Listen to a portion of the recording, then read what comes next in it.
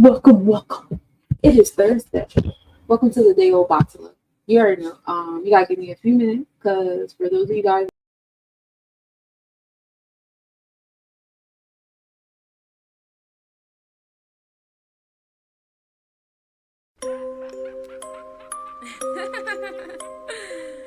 This for the gentrifiers. This for the gentrifiers. Papa Legba, Yeshua, Ilegua, come out, Papa Legba, Yeshua, Ilegua, come out, Papa Legba, Yeshua, Ilegua, come out. 'Cause this is our land. Yes, we was here first. They came here on a boat. They'll leave here in a hearse. They'll leave here through the dirt. They're going through the earth. We're channeling the ancestors to undo their curse. 'Cause once upon a time, we all could read and write. That legalese is lies. Strong men spell curse of ties. Strong men all caps disguise. They've gentrified our lives. We've redefined their sights. We've redefined their kind. Yes, this is juju music. This shit here is voodoo music. This shit here is voodoo music. When you chant, they gonna lose it. Yes, this is juju music. This shit here is voodoo music. Yes, this shit is voodoo music. When you chant, they gonna lose it. When you chant, they gonna lose. Which ancestor you gon' choose? Play their game, but by our rules. I'm Queen Annie the Maroon. I am Queen of Dongo. I am Queen of Zinga.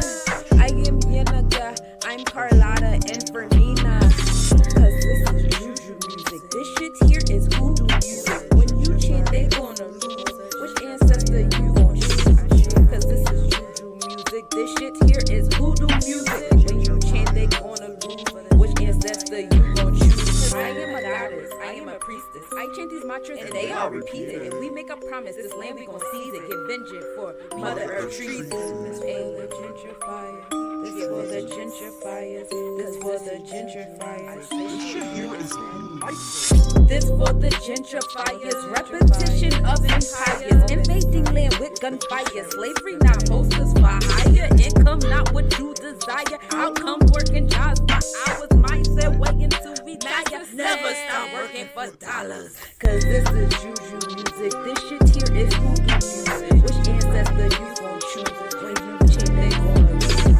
'Cause this is juju music. This shit here is voodoo music. Which ancestor we gon' choose? When we chant, they gonna lose. Ashe, I mean. My spirit guides come in with that sin. My ancestors defend. I got that juice to transcend. Ashe, I mean. My spirit guides come in with that sin.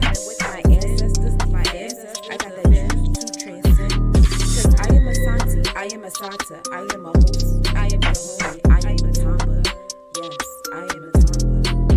'Cause I am a Santi, I am a Sata, I am a host, I am a homie, I am a Tamba. Yes, I am a Tamba. Yes, this is juju music. This shit here is voodoo music. When we chant, they gonna lose. Which ancestor we gon' choose? Hey, choose. 'Cause when we chant, they gonna lose. Which ancestor we gon' choose?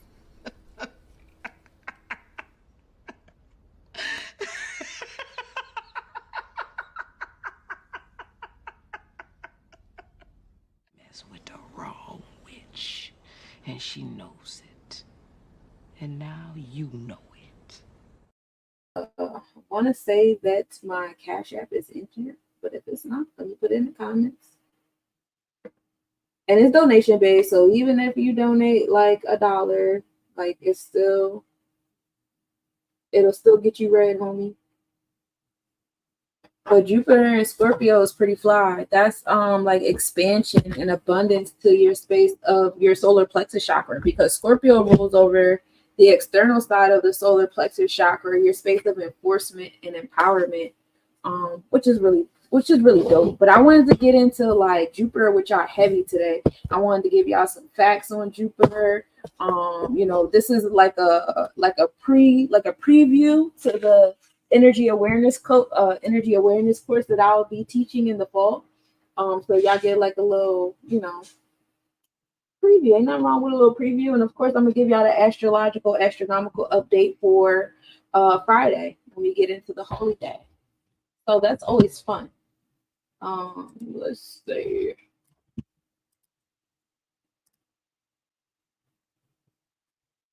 Being present, Jupiter is in Gemini. So with Jupiter being in air, giving that abundance to community, your Jupiter being in Scorpio, you might want to start, I don't know if you're already doing it, but being in managerial positions, being in control of certain things, in your community, in your home, in your household and all that stuff, that would do well for you. While Jupiter is giving expansion to the community. Like all that to say, you want to be a part of a community. It's not time to be alone right now. Jupiter is providing expansion and abundance and generosity and luck to people that are actually putting their energy towards being a part of the community, whether your community is your family, your friends, people you share a Facebook group with, a Telegram group, whatever. Like it's be a part of a unit right now. Jupiter is sitting in Gemini in the first house right now. So it's giving off that your ascendant energy, like the energy you give off. Like, are you a part of a community? Are you good for a community? What kind of energy or what kind of role do you play in a community? Like all of those things matter in that space. Hey Pebbles, hey Soul. If you find yourself scrolling, come in. Let's talk about Jupiter. Let's talk about Jupiter, y'all. Peace. Welcome. Do you know where your Jupiter is placed at? But yeah, it being in Scorpio, that's a vibe. That's definitely like expansion and abundance and in your solar plexus chakra, being more generous and giving more mercy in that space too when you want to go into like controlling, So be mindful of that too, because it can provide that level of expansion to like trying to control other people, places, things, and situations outside of yourself. You definitely want to like stay inside. Peace Day, how you doing?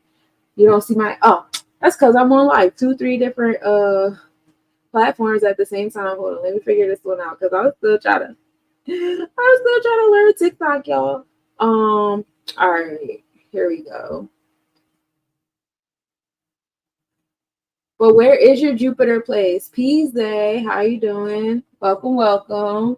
I'm running late for my own life because I was in this God's life. Like I was getting some knowledge, which I love. I love to learn. That's where I expand at. That's where my Jupiter is at. My Jupiter is in Leo. But that's the space that makes me happy. I love to be in a space of creativity. I can romanticize a lot of stuff. But emotions, dramatics. I am a thespian. I do love to perform on stage. I love it here. Okay, I pinned it. Came in to tune in and see what you're talking about. Yes, yes, thank y'all for what y'all do. I'm an astrologist and a numerologist. So law and civics is something that I love to learn about. I'm growing to love to learn about it, but that is not my expertise. My expertise is in the science and art. So we get started. The gematria of Jupiter is actually really dope. So a pattern that I'm learning with like the planets and the zodiacs and stuff is their gematria is definitely in alignment with, the house that they rule over. So Jupiter gematria adds up to a 36. So that is the creation, the emotion, understanding. As you know, Jupiter and Saturn weigh each other out, they neutralize each other. And then 6 is applying that to your daily routine, your health and wellness, being in a sense of equality with that 3. And that comes together and makes 9. Completion. There's no number higher than 9. And what house does Jupiter rule over? Jupiter rules over the 9th house, the Sagittarius house. So it's a nice, full circle happening there with Jupiter. Jupiter's numbers are 1. So we start with that leadership. Peace honest, I don't love it. So we start with that 1, that introductory. This is the cardinal energy. This is leadership, getting things moving, first foot forward. Then we come into the 3. Now we're coming into that space of understanding. 1, of course, is knowledge as well. Excuse me. Let me rewind back in the supreme mathematics. 1 not only represents Mars Aries energy. Aries is A1. but it also is in alignment with supreme mathematics of knowledge, which is cool because Jupiter rules over the mind and the thought and knowledge and wisdom from the oracle and sage type energy, which is, that's the goal, right? So you have that J starting at the 1, giving you that knowledge. Then you come into a 3 of understanding. Now, understanding is like the application and the discernment with the knowledge. Like, I've done trial and error with this. I have a total understanding of the things that I know. You know what I'm saying? So that's a plus. So then, that one come together and make 4. So now we have this foundation now created with our knowledge and our understanding of the knowledge. Still in this Jupiter vibe, right? So then we have 4, and we're bringing that, the next letter is 7. That's the P. The letter P is 7, okay? So 7 is the number of God. 7 also deals with the 7th house, which is Libra house. This is the house of balancing, dealing with the interpersonal relationships, bonds, and contracts. Just like a one-on-one type thing when you're dealing with the Libra scales, right? And again, supreme mathematics, 7 is God. The energy here is to make sure whatever you got going on inside of your heart is being reflected on the outside and not the other way around, right? It's not what's going on outside reflected in. It's what's going on inside that's reflecting out. Hey, intuitive best, peace. Welcome, welcome. Hey, Fruits of Life. Welcome. Hey, Pamela. Hey, Energy. Welcome, welcome. Y'all tell me where y'all Jupiters are sitting at, y'all. Today's the day of Jupiter. Today's the day of Obatala. It's Thursday. We're going to talk about Jupiter. All things Jupiter today. That's what we're talking about. And then we're going to talk about how this current transit Jupiter is affecting all of us on the modalities. Y'all know at the end of this joint, I pull my cards. So when we bring the 4 into the 7, right, that foundation, and we're putting that into the 7 of God in the Libra scales, that brings us to 11. It's one of my favorite numbers, being 11 path. I'm saying, but that brings us to the space of self-mastery, right? We love self-mastery. It's like you pour so much into yourself, like, of course, it automatically flows into other people, places, things, and situations around you. You become an inspiration and an aspiration to other things going on around you when we hit that 11 of mastery, right? That's 2 1s. That's double the knowledge. That brings us to what? 2, wisdom. Usually when we have 11s, we don't really break the 11 down, but ultimately 11 is a 2. That is emotion. That is dealing with the 2nd house, which is the Taurus house of priorities, love on different facets. And we're dealing with the heart chakra here. Now we're dealing with Venusian vibes. Again, coming back to your emotions and your feelings, your sense of self-value. Okay. So this is all from bringing that foundation into the Libra scales. And now we done ended up in Taurus somehow. We done ended up in the 2s. We ended up in the 2nd house of priorities and business, right? And Jupiter also rules over business. What kind of business will bring you up into generosity and expansion and abundance? What kind of business would you get into that brings you like the wisdom that you need to keep growing and going? And we're going to get into the astronomical values of Jupiter as well, because you'll also see how much the astronomic energy of Jupiter, plays out into the mythology of Jupiter. So yeah, now we're at 11.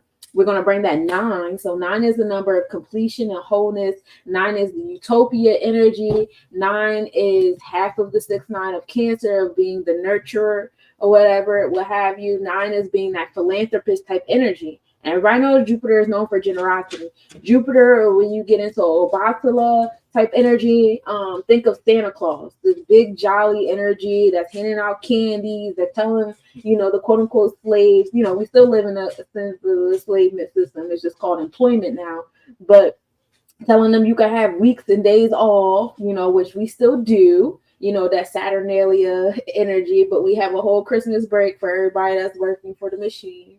And so, all that energy, that's Jupiter. So that is the number 9. That is the energy of 9, that completion and wholeness. And, oh yeah, that's right. You are in your Jupiter return. You are in your Jupiter return in the 8th house. So right now, Jupiter is in the 1st house. So you're dealing in that house of transformation and enforcement of the solar plexus chakra. I believe I went over your chart already with you, but you learning how to be a leader with that 1 degree, which is Aries representation, and that 8 of Scorpius representation. So you have the external and the internal side of the solar plexus chakra surrounding your Jupiter in Gemini.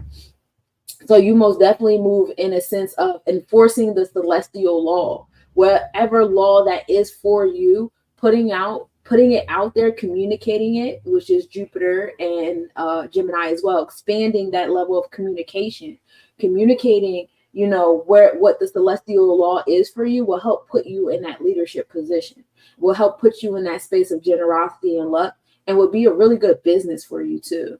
119. Oh, okay. You got my birthday backwards. My birthday is 911 because I was born in the month of 9 on the day of 1 in the year of 1. 911. I love 19. 19 is such a great number. Damn, you crazy. I am just a little bit.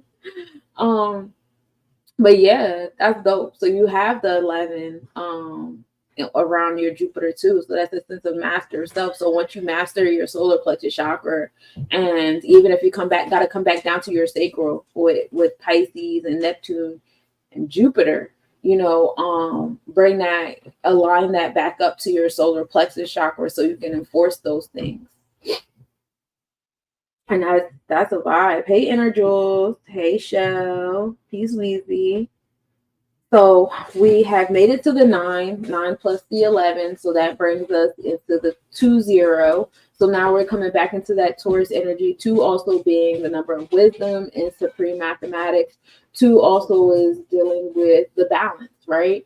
The give and take, keeping things in alignment. 2 also deals with the second house. That is the Taurus house of, you know, wealth, business, self-value, self-worth, priorities, sense of beauty, different levels of love, whether it's self-love, familial love, hey Will, hey Sin, friendship love, community love, universal love, all those levels of love we deal with the 2s, right? And make sure there's a balance in that. So now we have the 2 in our cipher, which ultimately just keeps us at a 2.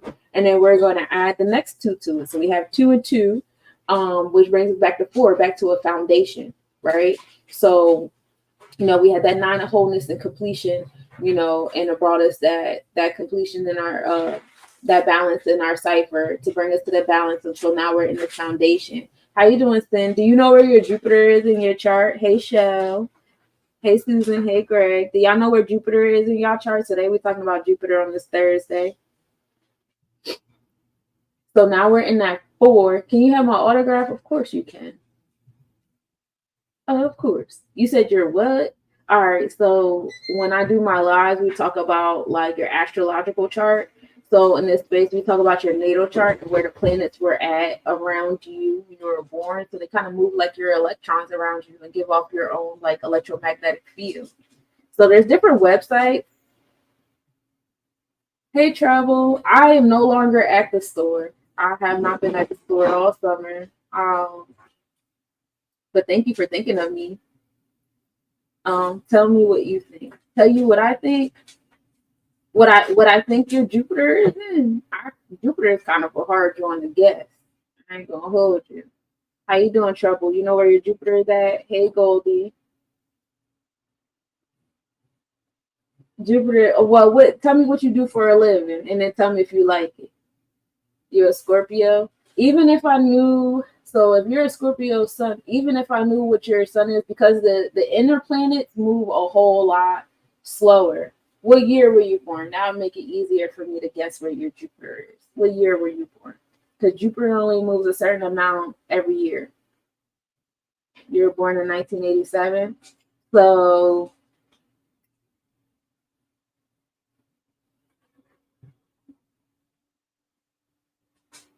So maybe is Gemini. Your Jupiter could be in Gemini or Taurus. One or the other. If I think about it, 1987.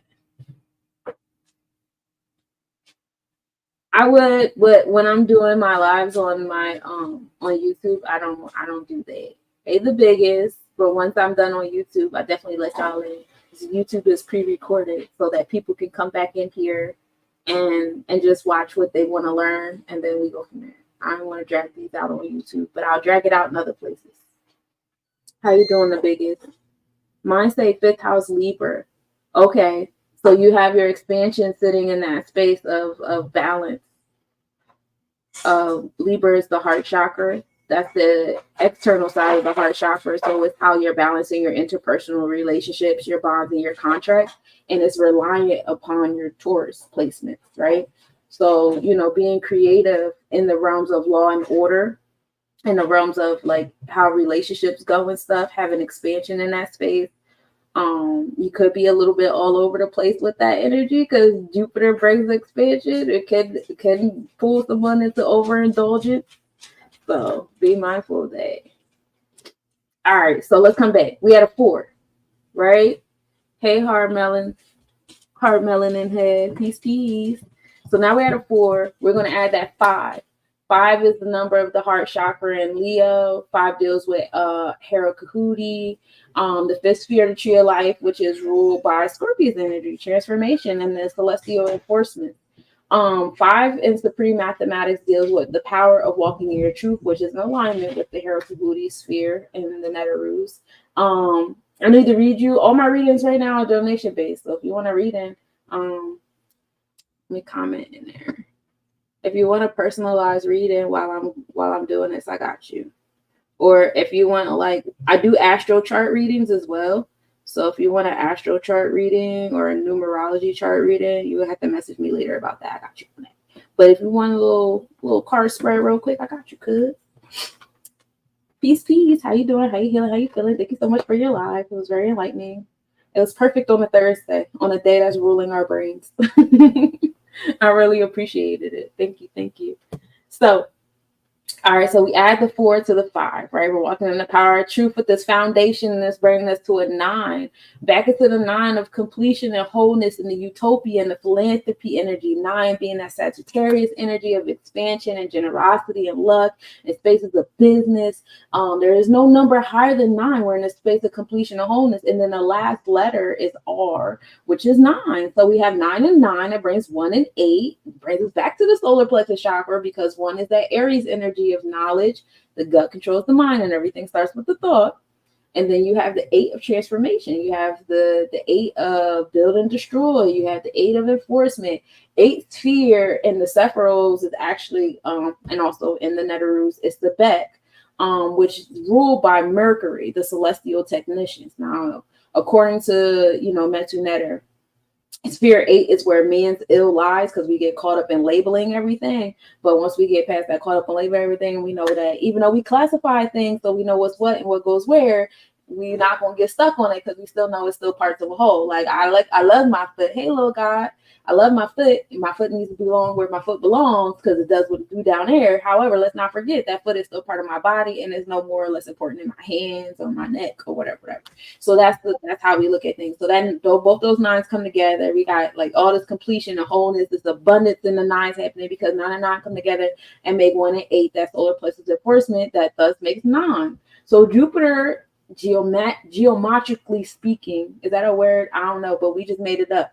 It brings you to 9.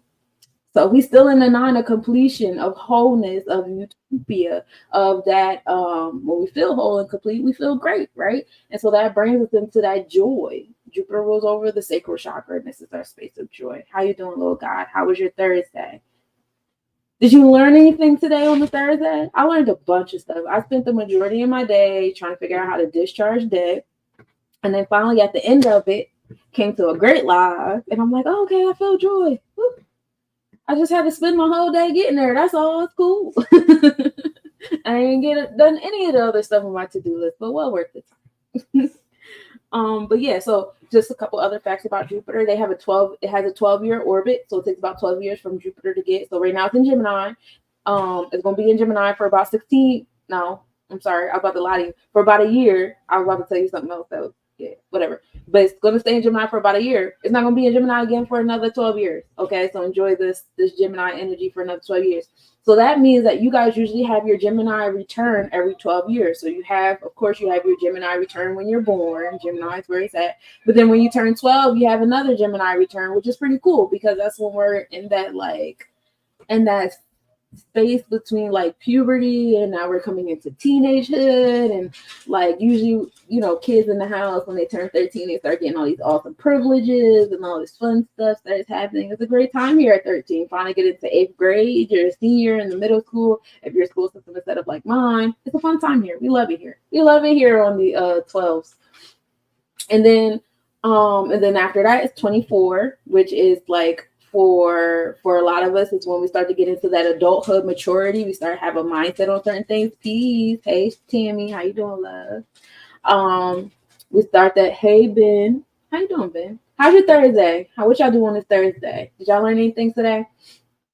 But yeah, so we come into 24, I know that there's different statistics. I know everybody's different though, but like usually like they say a man reaches maturity at like 25. That's the full cycle. That's the Jupiter entering and exiting your zodiac. You done finished your Jupiter return. So now you reach this level of maturity. Same thing with women around that time and age. I think I reached a certain level at 25. I think stuff was a little different. That's when I had my son. I had my son at 25. And he's definitely a gift. Good. I'm in Wyoming for the week. Oh, bet. What you doing in Wyoming? Are you having the time of your life? And then you have 36. And I think 36 is a great number for a lot of people. Then 48, of course. And 48 gets a little interesting. That's like your fourth Jupiter return. So you start to get like solidified anger and what gets you expanded, what gives you joy and stuff like that. Once we have that fourth turnaround, then of course you have 60. 60 is a good one because then people start getting them AARP benefits. You start getting set in your ways around that. Once you lock into that Jupiter return, and then of course you got 72, and you just keep going and keep going. Jupiter represents the 7 ages of men because like the average life cycle is up to like 84 years old. The women in my family live to be over 100 outside of like unforeseen happenings. But if you let a goddess in my bloodline live, they're going to hit a little over 100. The youngest I think was 99. She was only a couple weeks from the 100. So we be out here. But yeah, it's about 84 years, which is 7 cycles. You have seven opportunities to get a Jupiter return, right? And that's always fun. Hey, fan. This is the human lifespan. Astrocartography speaking. So I don't know if you guys are familiar with astrocartography, but this is also something that I do if you're interested. But because of your electromagnetic energy, because of how your astrological chart is set up or whatever, what have you, you have different experiences across the map as we know it. So like, when we get into your natal chart, it's really like, and you can get real specific with your natal chart. Like you can put city and state, but you can also put the longitude and latitude of if you knew what hospital you was at and maybe what room you were in and stuff. You could pinpoint it down to the hey Rich, peace goddess. And you could pin it down to the longitude and latitude where you was at. You can get real specific with it. But that's, you being the nucleus. Now, when you look at, astrocartography, it's across the whole globe. Like it might have been certain planets might have been a certain kind of way with you, but across the whole, globe as we know it during that period of time, it was a little different. So because of that, you'll start to see like, oh, when I interact with this kind of culture, or when I interact in these places, or when I travel over here or over there. How was your Thursday, goddess? What you learned today? When you like travel here or there, you have different kind of experiences. And the experiences you have are not the same kind of experiences that someone else may have. Everybody has different experiences in these different spaces. And that's because the astrocartography chart is a little different. Your energy gives a little different kind of presence there. So as far as Jupiter goes in the astrocartography realm, this planet rules over luck and it's more abundant in the specific place. So when you look up your astrocartography chart, where, hey, spiritually initiated, where it's at is showing you this is where your abundance is at. This is where your luck is at, your fortune, your joy. You might be getting into teaching some people some things when you get here. You definitely going to be learning some things when you get here. It's definitely going to be in alignment with spirituality or some type of religious something. This is also where you get your expansion in life. This is also can be where you lack restriction at too. So you want to be mindful of that because, Sagittarius or Jupiter or Obatala, however way you want to go with this story, the different mythologies of this story, they have a tendency to overindulge in what brings them joy and goes into a space of obsession or addictions. And we'll get into those stories real specifically in a moment. Bars, thank you. Hey, Kenneth. In the progressive chart, I told you guys the natal chart is about where the planets were at around you when you were born. Well, the progressive chart is where the planets are at around you now, because like you're a growing person. You've been growing, you've been moving, you've been traveling, you've been doing all these things. Well, where are your planets around you now? What are they doing around you now? How have your planets grown and expanded, and what are their aspects around like that now? So because I love to learn the science behind why things and what things, I learned the mathematics between calculating the progressive chart. So unless you have Jupiter like around the like a 28 or 29 degree in your chart, in your natal chart, more times than not, you're not going to experience a Jupiter moving out of the zodiac sign you're in within your lifetime. Jupiter kind of like stays where you're at, as far as the zodiac goes. Now, when it comes to like the degrees and the houses and the aspects, that's a whole different ball game. Hold on a second. Hello.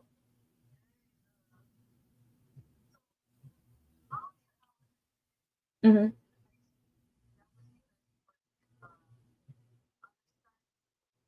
No, I did volunteer hours because I don't know, that's just how I like to spend my time.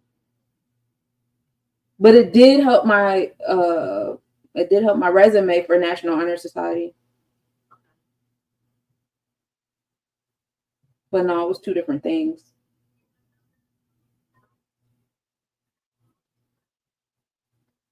I don't even think that there was like a requirement on hours for National Honor Society, but it was just something I was already doing.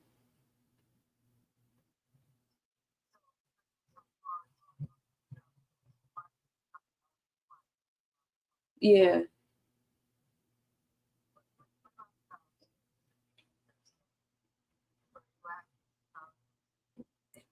Well, different colleges, yeah, y'all should be talking to your guidance counselors. Y'all should have been talking to your guidance counselors. But as far as like on my resume for college, every college was different with their requirements. It depended, like Georgia Court, of course, because of how they were set up, they required, they had higher expectations in the volunteer area than, Kane. Oh yeah, I got my acceptance letter today, by the way. She didn't care. But yeah, it depends. It depends on the schools they're trying to apply to.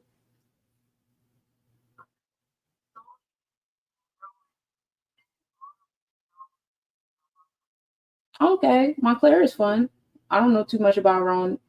Um, but yeah, I would talk to the counselor about that. But I would start getting in the habit of doing volunteer work now. That should be a habit. You really don't need that many hours. Like you'd be surprised how much y'all gonna be the smartest people in the room. Um, yeah, you'll be fine. You just gotta start making it like a habit, like 2 hours a week. You'll be good by June.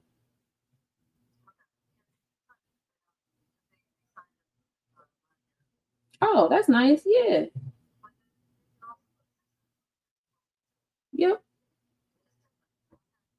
And sisterhood is pretty easy. You just go there and tell them that you would like to volunteer, and make sure y'all sign your name in the notebook, or like get your own sheet, make sign in sheet or something. Um,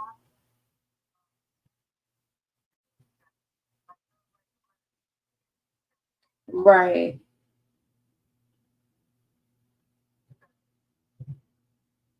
Yep. From King. Yeah.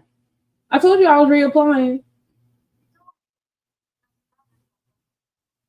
No, I did it. I got my acceptance letter today. They called me too. They were like, "We just want to make sure you want to enter." I was like, "I'm kind of poor. We'll figure it out." I have to talk to my counselor about that, because the last time I talked to somebody about that, I'm pretty sure things have changed a lot since then. But I was like, I started in person, so I wasn't sure if it was okay if I did virtual, because they were trying to say if I do virtual, I had to start all over again with my credits, and I'm only like about 4 or 5 classes away from my degree, so no, thank you. I'd rather just show up.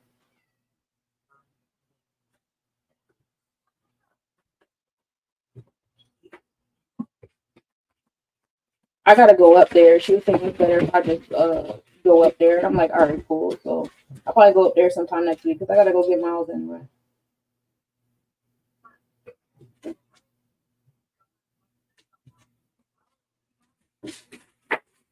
Well, for a little while, I think he was on punishment. Yeah.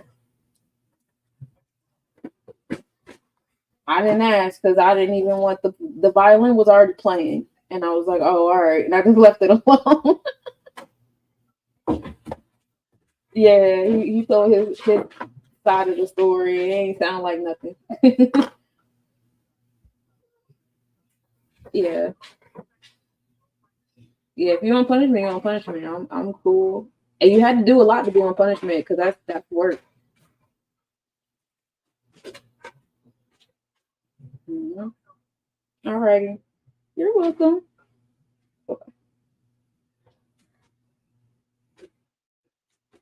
Oh yeah, I'm going back to college, y'all. I'm bored. I got bored. But yeah, all right. So back to it. Progressive chart. So this is where the planets are around you now. All right. Hey, Peter and Haywood. Hola, hola. And thank you for tapping in, Alicia. I appreciate you. I miss you. I don't see your posts as much as I used to, but I hope you're well. Hey, Bunny Face. So may not move into a new sign within your lifetime because they don't really move that often. And it depends on the degree. Like I said, like 28, 29 degrees. And yeah. But Jupiter moves about 1 degree every 12 years. So every time you have a Jupiter return, Jupiter has moved a degree for you. Jupiter governs areas in our life where one is the most generous or optimistic. Also rules over your tolerance levels, your internal law, your ideal religious or discipline, behaviors towards traditions, order, business, growth, and wisdom. Also a guide on where one will receive their luck. It rules over feet, diabetes, liver, thighs, and blood vessels. Because, like, all right, Jupiter rules over your sacral chakra. So, like, say food gives you a lot of joy. I like to eat. However, when you overindulge, because Jupiter is such an expanded, jolly, generous, optimistic, I can keep eating these sandwiches. I can keep eating this. Yeah. It's hey Michael, how you doing, beloved? Hey user. Because I keep eating these sandwiches, now my blood vessels, are oversaturated with sugar and salt. So now I'm dealing with diabetes or high blood pressure and stuff like that. Or maybe I really like to take shots. I love to take shots. So now I'm dealing with my blood is a little messed up because I had a little too many shots. You know what I'm saying? Like I got like this alcohol dependency syndrome situation happening. Hey, delightful, how you doing, beloved? So that's how Jupiter rules over the blood vessels. And then we get it's a lot going on in your thighs. I learned this when I got hit by the vehicle. And every time I had to use the bathroom, I could feel a lot of things going on in my thighs. Like when I was hungry, I did not know there was so much stuff going on in my thighs. And so my thighs got really sensitive because of my car accident. So there are like a lot of nerves in that area, which is why it's so sensitive. What somebody touching your thigh gives like you give off like a heavy response to that, your thigh being touched. Thigh tattoos. I have a couple thigh tattoos, having thigh tattoos. So that's like one of the painful tattoos or whatever. All of that. Because that's where a lot of your nerves are. You feel a lot of things there. Also the liver, of course, because the liver has to like comb through all the stuff you keep ingesting because you're over there living your best life with your taste buds. And your feet, because a lot of things go to your feet as well. And you'll notice that a lot of these different planets are connected to your feet because you can look at the soles of your feet and figure out what's going on. Jupiter also rules over digestion, your pancreas, your palate, and your hearing pattern. It also rules over your memory loss because Jupiter rules over the mind and the thought process. Your face, your cheeks, your cheeks get, flushed or large or whatever, and also ovarian cysts.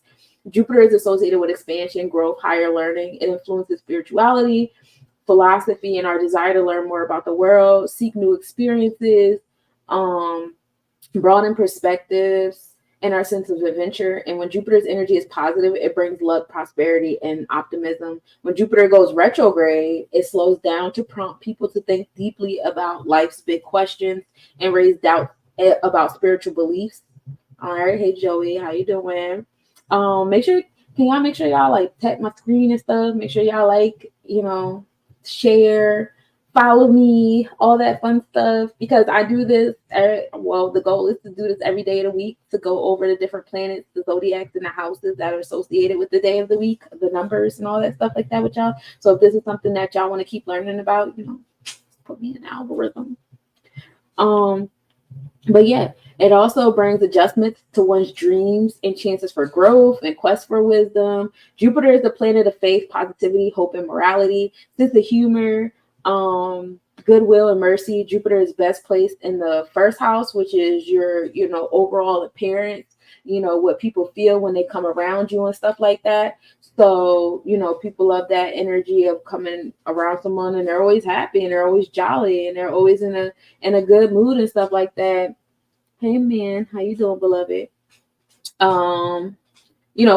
People like to be around that energy. You know what I'm saying? Also the second house, because who doesn't like expansion in that second house? Second house is Taurus rule. Second house deals with your wealth, your abundance, your business, and love and beauty and stuff like that. And we love to have abundance in that area, which is happy. Jupiter is also great in the fifth house, which deals with, now fifth house is a little tricky. That's the Leo house. It gets a little tricky because with the fifth house, you're dealing with dramatics. But some people just love to be a thespian. It's levels to it.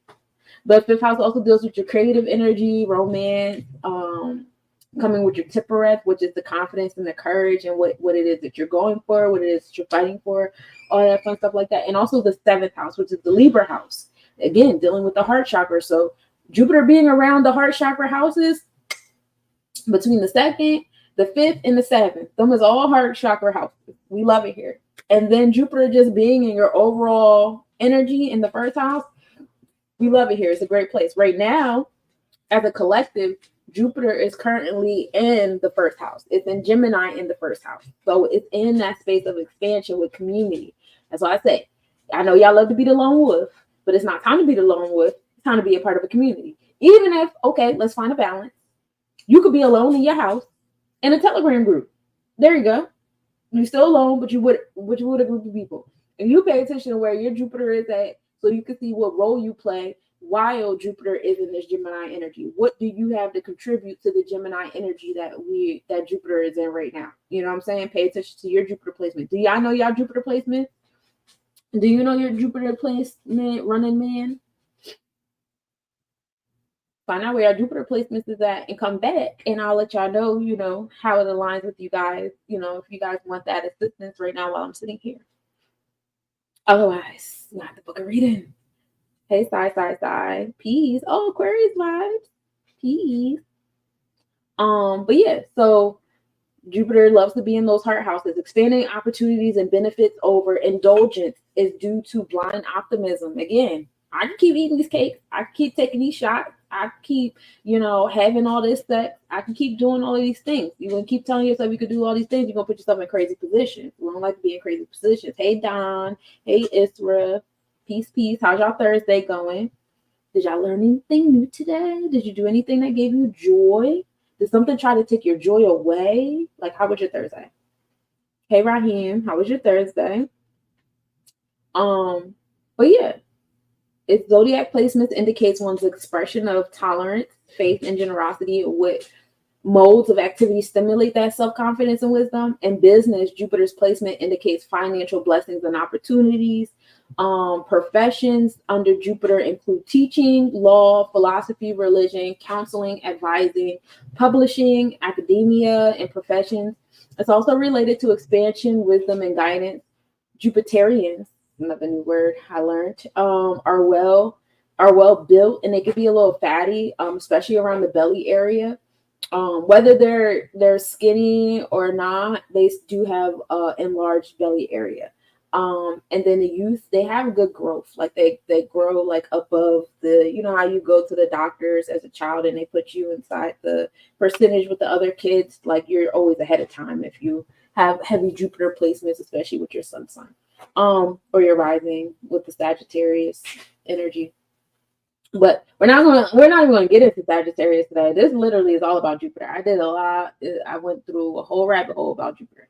But Jupiter is also known as Brihaspati or Dev Guru, still representing expansion, growth, wisdom, etc. In Vedic astrology, beneficial houses are the first house, the second house, the fifth house, and the seventh house, like I talked about already.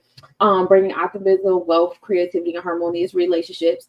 The maleficent houses are the fourth house, which is Cancer, because Cancer likes to go inward, it likes to be separate, is very protected or whatever. Whereas Jupiter is like out there. Hey, Dice, how you doing? Jupiter is out there. Jupiter want to be all over the place, generous and giving and stuff. But Cancer is more so like internal, intuitive, inside. So that can be like a weird tug of war with Jupiter being in the fourth house placement or 10th house, because 10th house brings a lot of restriction. And Jupiter don't really like all that restriction that Saturn be trying to come through with. So those two houses, Jupiter be like, I'm good off this. I also read that Jupiter can be a little fuzzy in the sixth house area, because sixth house can get into that space of over analyzing and worrying. How was your Thursday, guys? How did you learn anything? Anything give you joy? We're talking about all things Jupiter today, as Jupiter rules over Thursday. But yeah, I heard sixth house be a little dicey too. Hey Sheila, how you doing?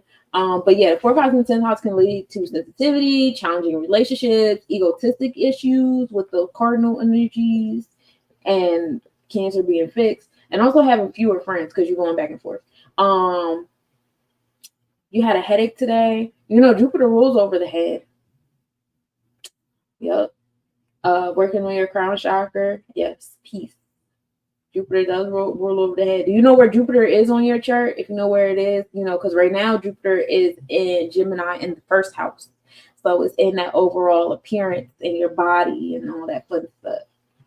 So it might have been at a crash degree with your degree of Jupiter. Whether natal, but I really like progressive when I'm having these kind of conversations with folks. If you know where it is on your progressive chart, it would be really cool. But yeah, any Jupiter name means the one who guides the gods. Jupiter is the spiritual guru, and any business related to ritual, ceremony, religious products, they work here. Motels, businesses related to food and beverage also work here. Dairy and oil specifically are good for Jupiter. Hey user, how you doing? 1 year, 1 month in each sign is what Jupiter spins. Jupiter is like, if you have like something on your altar, or if you want to keep like an image or some type of, if you're into idolatry or whatever, as a lot of us are, even though we don't like to talk about it, but we be having pictures of Jesus and crosses and ankhs and everything all over the place. That is all idolatry. If you want to have some sense of idolatry of Jupiter, hey, Tiasha, you want Jupiter's idol in the northeast direction, gold medal or rose gold, because Jupiter rules over the sacral chakra, and it does give off that kind of like peachy, orange, yellow, red type of vibe together, which does give off rose gold. The rose colored glasses, that's having Jupiter on your eyes. You being generous, you being optimistic, like, oh no, it's not that bad, it's great, like we love it here. Yeah, those are the rose colored glasses. You got the sacral chakra glasses on, right? That is Jupiter. Yellow sapphire gem, again Thursday, happy Thursday, y'all. Cold and benevolent temperature, because you got to think, what season do Jupiter really rule? Well, Jupiter rules over Sagittarius season. That's in December. It be cold. It be real cold. It be like winter solstice cold.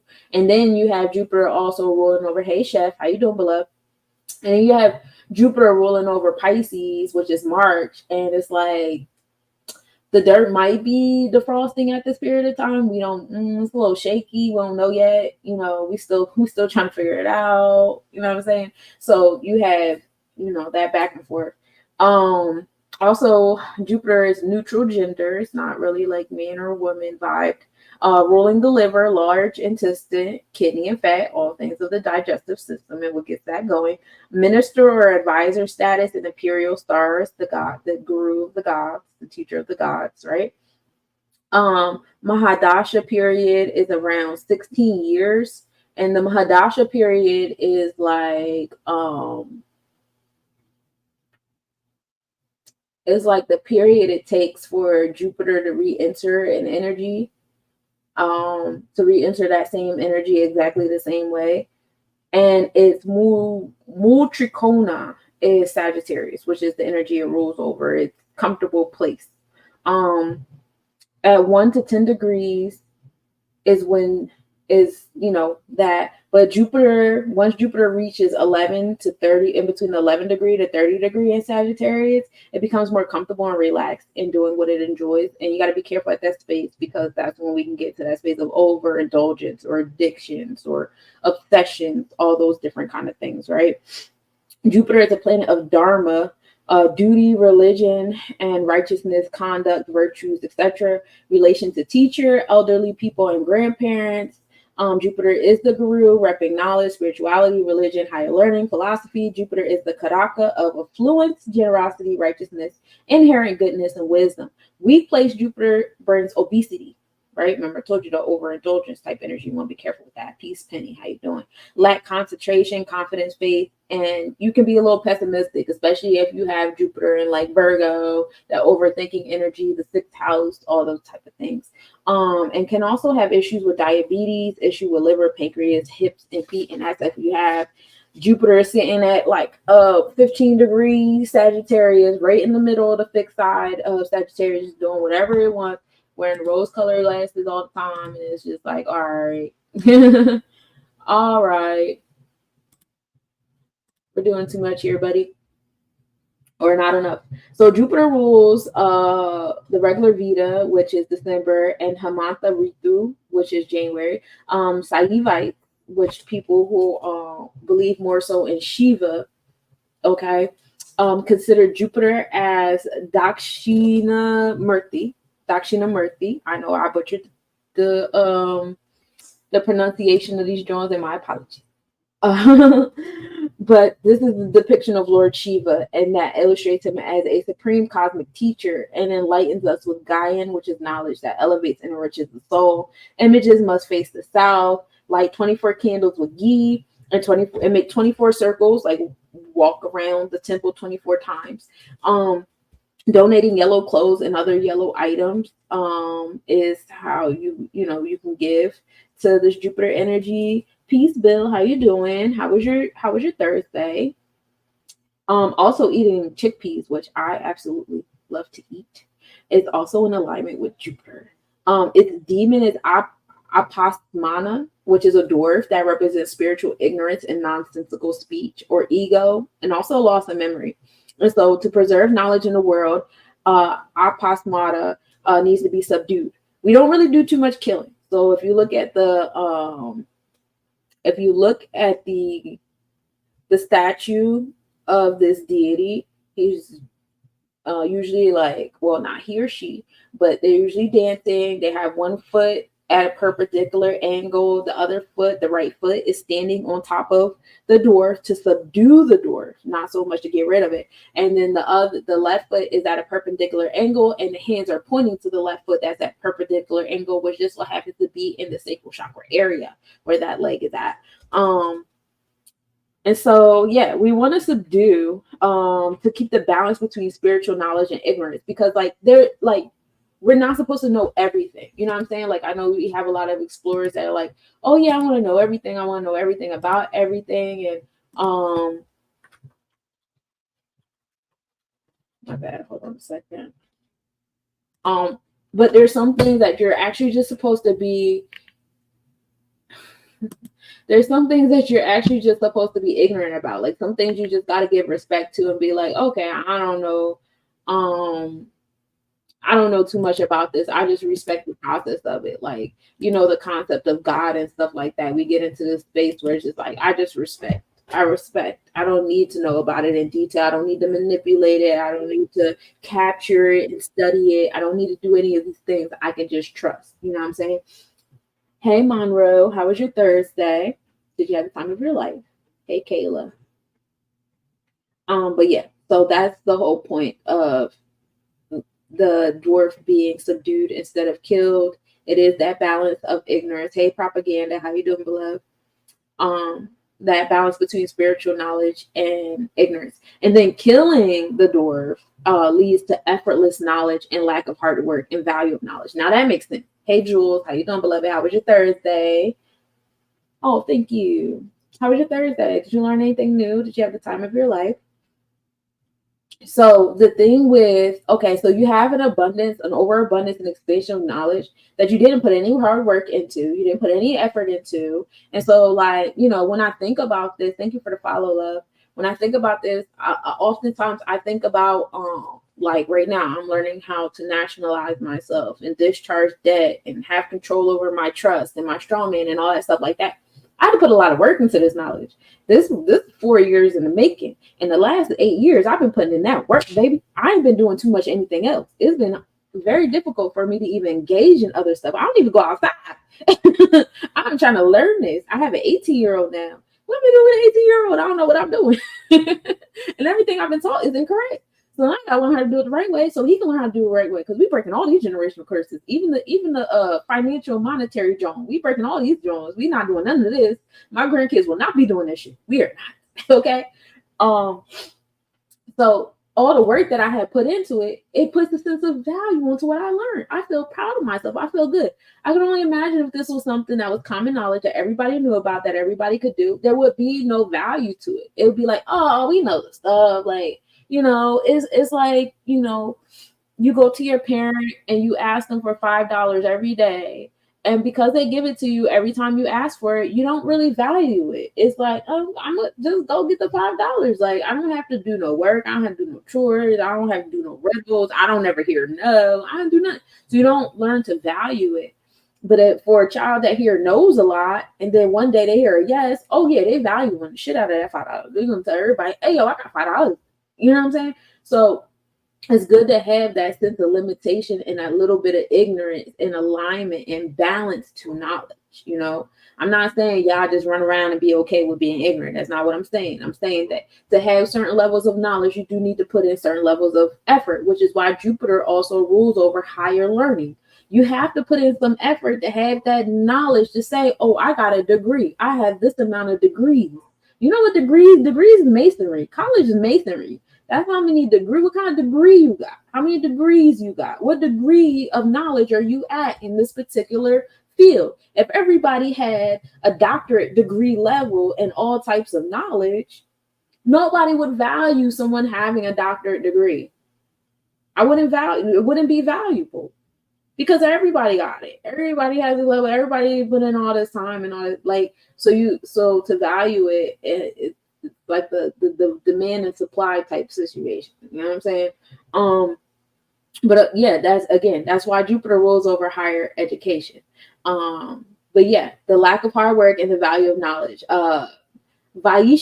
Vaishnavites believe in the Vishnu.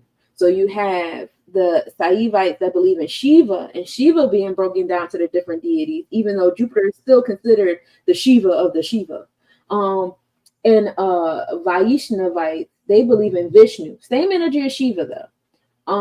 With being broken down into the different deities. They all still come back into one, right? But they believe in Vishnu rather than Shiva. And one of the major dominations with Shaivism, you also have Shaktism. I don't know if y'all like wrestling, but I love WWE. And I know, what is it?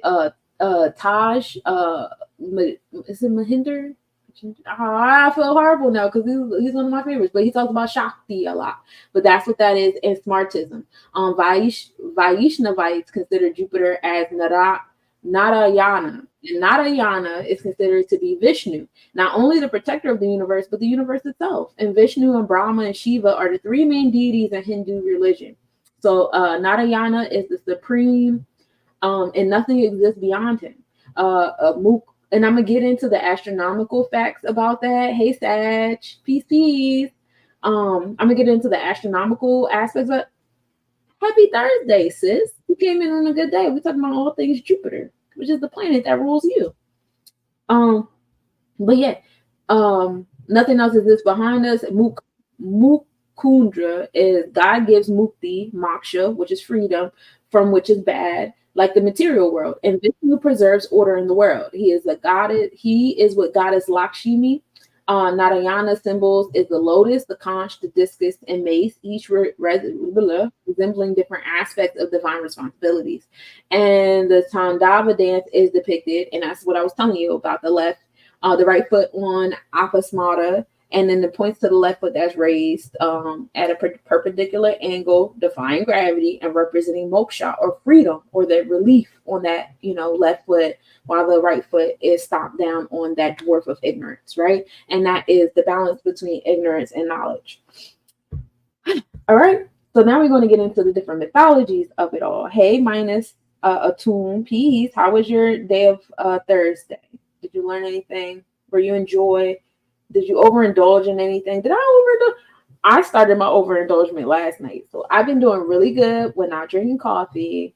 Actually, I hadn't had coffee in months. I ain't gonna hold you. But yesterday, it was just like, I don't know why. I just want to smell it and I want to taste it. And so I made myself some coffee. And I had like 2 cups of coffee last night. Coffee does not wake me up unless it has like espresso shots and stuff in it. But like, so I was just drinking it and I still went to sleep. But did y'all indulge in anything that brings y'all joy? Did y'all feel yourself overindulging in it? Because I felt like 2 cups was a little bit of I didn't have to do that. So let me just snip it. All right, but getting into Greek mythology, they call Jupiter as Zeus, the king of the gods, the ruler of Mount Olympus, the god of thunder, lightning, law, and order, associated with God and weather, and sending rain and winds. Zeus's symbols include the eagle, thunderbolt, and the oak tree.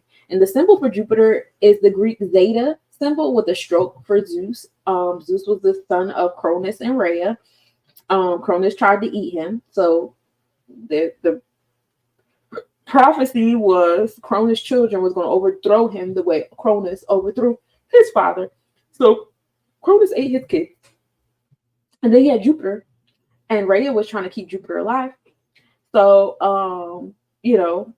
I want to say that it was, well, this is the story of Zeus because Jupiter is Roman, but he was raised by some random people, and the half goat, Almathea is the half goat human, Gaia and Adamantia.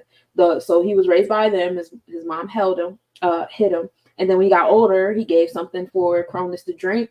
Cronus threw up all the kids. They got into a fight, whatever, and then Zeus actually like chopped up Cronus and spreaded him across, the whatever map they were using back then. Yeah, wild story, right? But when I think about that, because it was, you know what I think about? Hey, bae, how you doing, beloved?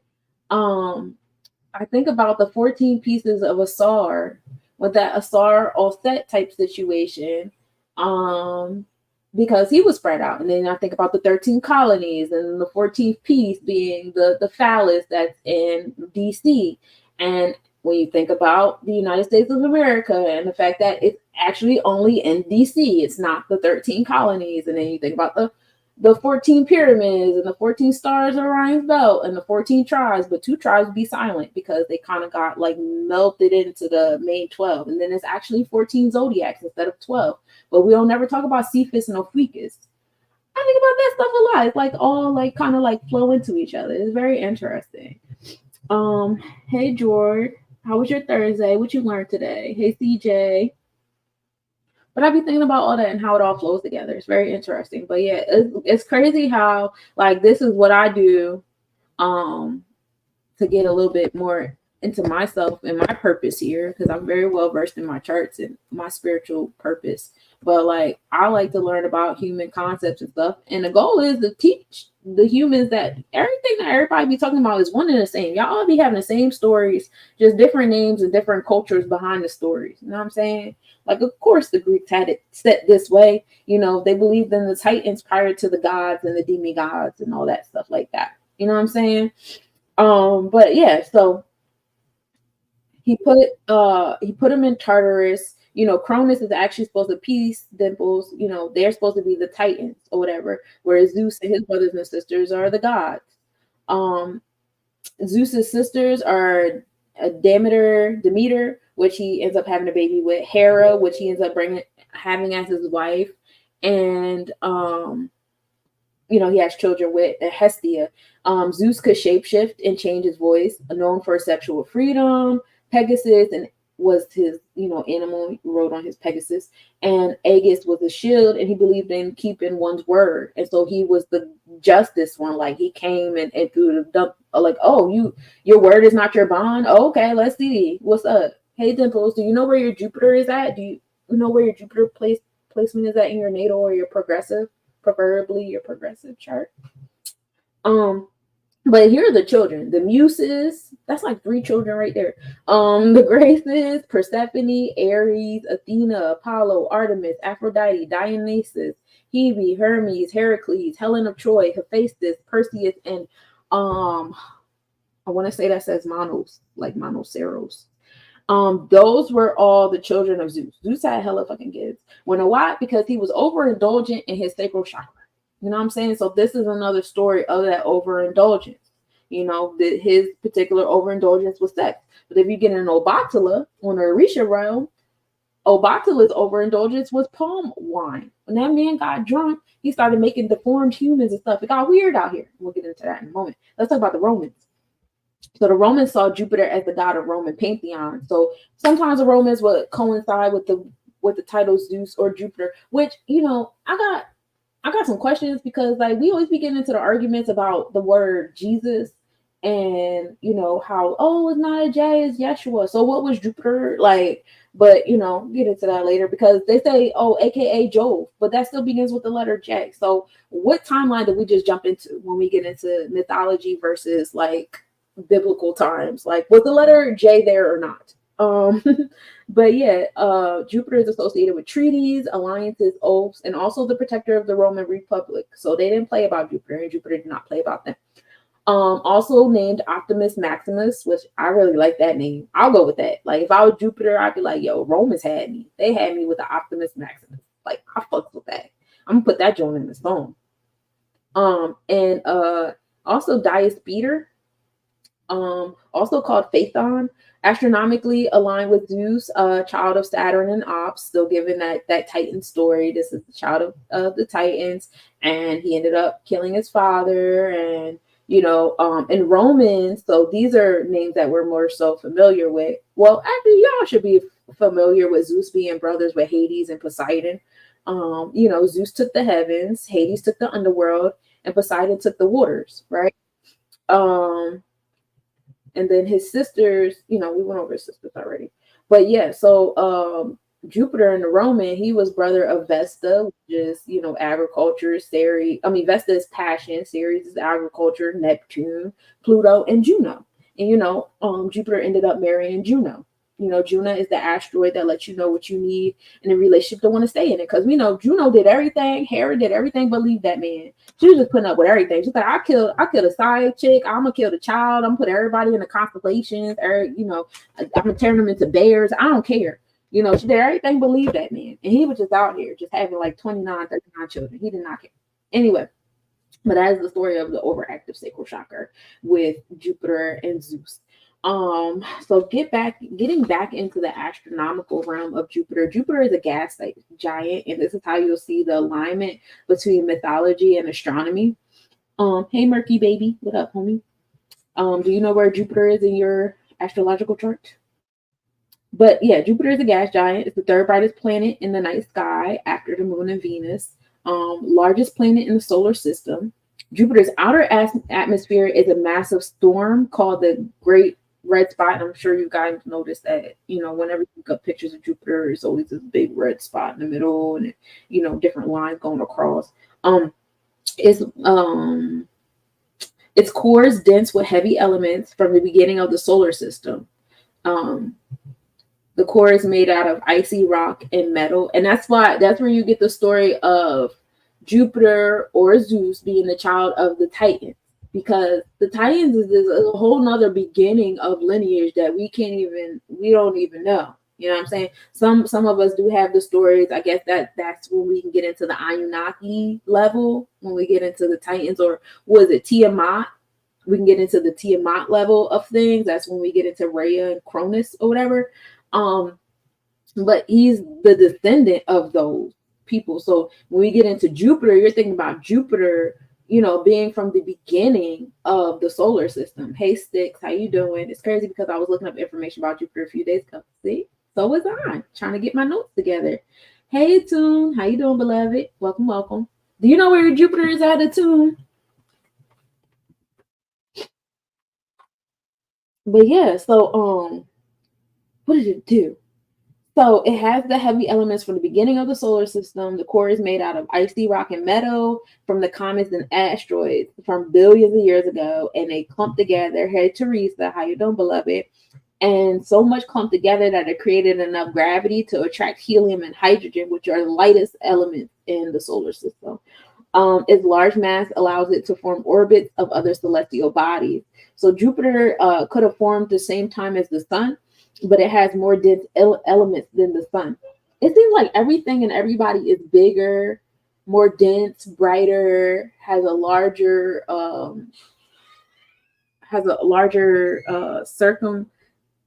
damn, what's the word? It's leaving me.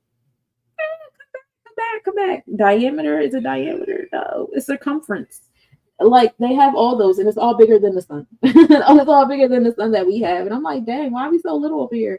Like, I really feel like Earth is like, I won't say insignificant, but like we really ain't shit. Because like our sun is the biggest thing to us. And it really ain't shit because like our sun only be doing damage when it's in alignment with other stars, like Sirius star. Like the sun relies on Sirius star for us to have summertime. Otherwise, it'll be like winter all year long. Bring Sirius star back in the game. I seen some people on TikTok crying about global warming a few days ago, and it made me chuckle because obviously people don't know how things move around here. Hey, Yona. And that's not to say that the earth isn't warming. It is warming. It's supposed to warm because we're getting closer and closer to Sirius star being in our celestial, you know, orbit in our what's it called, the equatorial something like that orbit, the line, the ecliptic where the sun is going. You know, Sirius is getting closer to that line, and so like every summer, Sirius and our sun. And does our sun have like a proper name? Like what is our sun in relation to all these other stars out here? Like they make it seem like our sun is in the center, but I really highly doubt it's maybe the center to us. But like I highly doubt this little ass, baby ass, weak ass sun is. Hey, Lady Hazel, how you doing? It's like the main component in space. I feel like we just being real egotistical about it. That's why people going around, they only talk about their sun sign. And my sun sign is, meanwhile, you got a whole asteroid belt over there around you and stuff you ain't paying attention to and stuff. Like, it's just real egotistical around here, just only talking about the sun. How you doing, E-Dub? How was your Thursday? What you learned today? Like a marble in the universe, right? I seen two suns the other day. It was crazy, right? So you probably seen Sirius because Sirius starts to move from behind the sun around August 12th. So now we are dealing with Sirius star moving further and further away out of ecliptic. So we're going to start experiencing autumn. And that's because Sirius star is no longer in alignment with our sun. And then we're going to experience wintertime and during the winter solstice. The summer solstice is when we start having that conjunction with the sun and Sirius start to move together and closer together. What do I think about the Mercury retrograde? Good question. So Mercury rules over our moral and integral code. It also rules over our lessons of what we're learning. Hey, Eric, how you doing? And it rules over our habits, right? Our habits and our routine. So when we have Mercury going retrograde, it's actually moving slower in those realms for us to get a handle on our daily routine, get a handle on the things that you've been learning and how to apply what you've learned. Mercury also deals with harvest energy and materializing things into our space. So like, you know, you have the capacity to materialize and harvest things in your space, but this ain't the period of time where it's actually going to come into your space, especially now because Mercury is in retrograde in Leo right now. It done went back to Leo. So now it's in that fixed fire energy. Right now, Mercury is at a 24 degree. So it's slowly making itself back to the fixed degree of the fixed sign of Leo. So yeah, we're getting into a space where it's like more action, creativity, dramatics, romance, you know, being confident and courageous. all Leo vibes, all up in how we apply our health, wellness, and daily routine. So you're going to get some more lessons on like sticking up for yourself, standing up for yourself about certain people, places, things, and situations. Learning how to be more creative about the things you got going on around you. You know what I'm saying? Leo deals with the 5th house. That's your Tippereth. That's the internal energy. That's when you get tapped back into the inner child, that trust and love. And, you know, you pull the Sun card, which is the child, you know, frolicking through the kingdom, you know? And so Mercury is calling us to get back to that inner child and putting us in situations. Yeah, I don't know why my service with PLF is a little booty, but you know, Mercury being in retrograde in Leo is putting us back into those different lessons that we should have learned, you know, in our childhood, but we're, you know, rehashing them now in our adulthood. What are you willing to put up with? What are you willing to deal with? You know, when do you get quiet about your confidence versus when you get loud about it? Stuff like that. I was definitely trying to hide.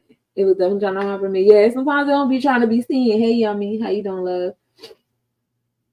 But that's the Mercury retrograde, and it's in Leo right now, and right now it's in the 4th house too. So it's in that Cancer house of, you know, nurturing, you know, that mother wound. So for all of my babies out here who had like some level of mother wound in their inner child, thank you for the follow. How you doing?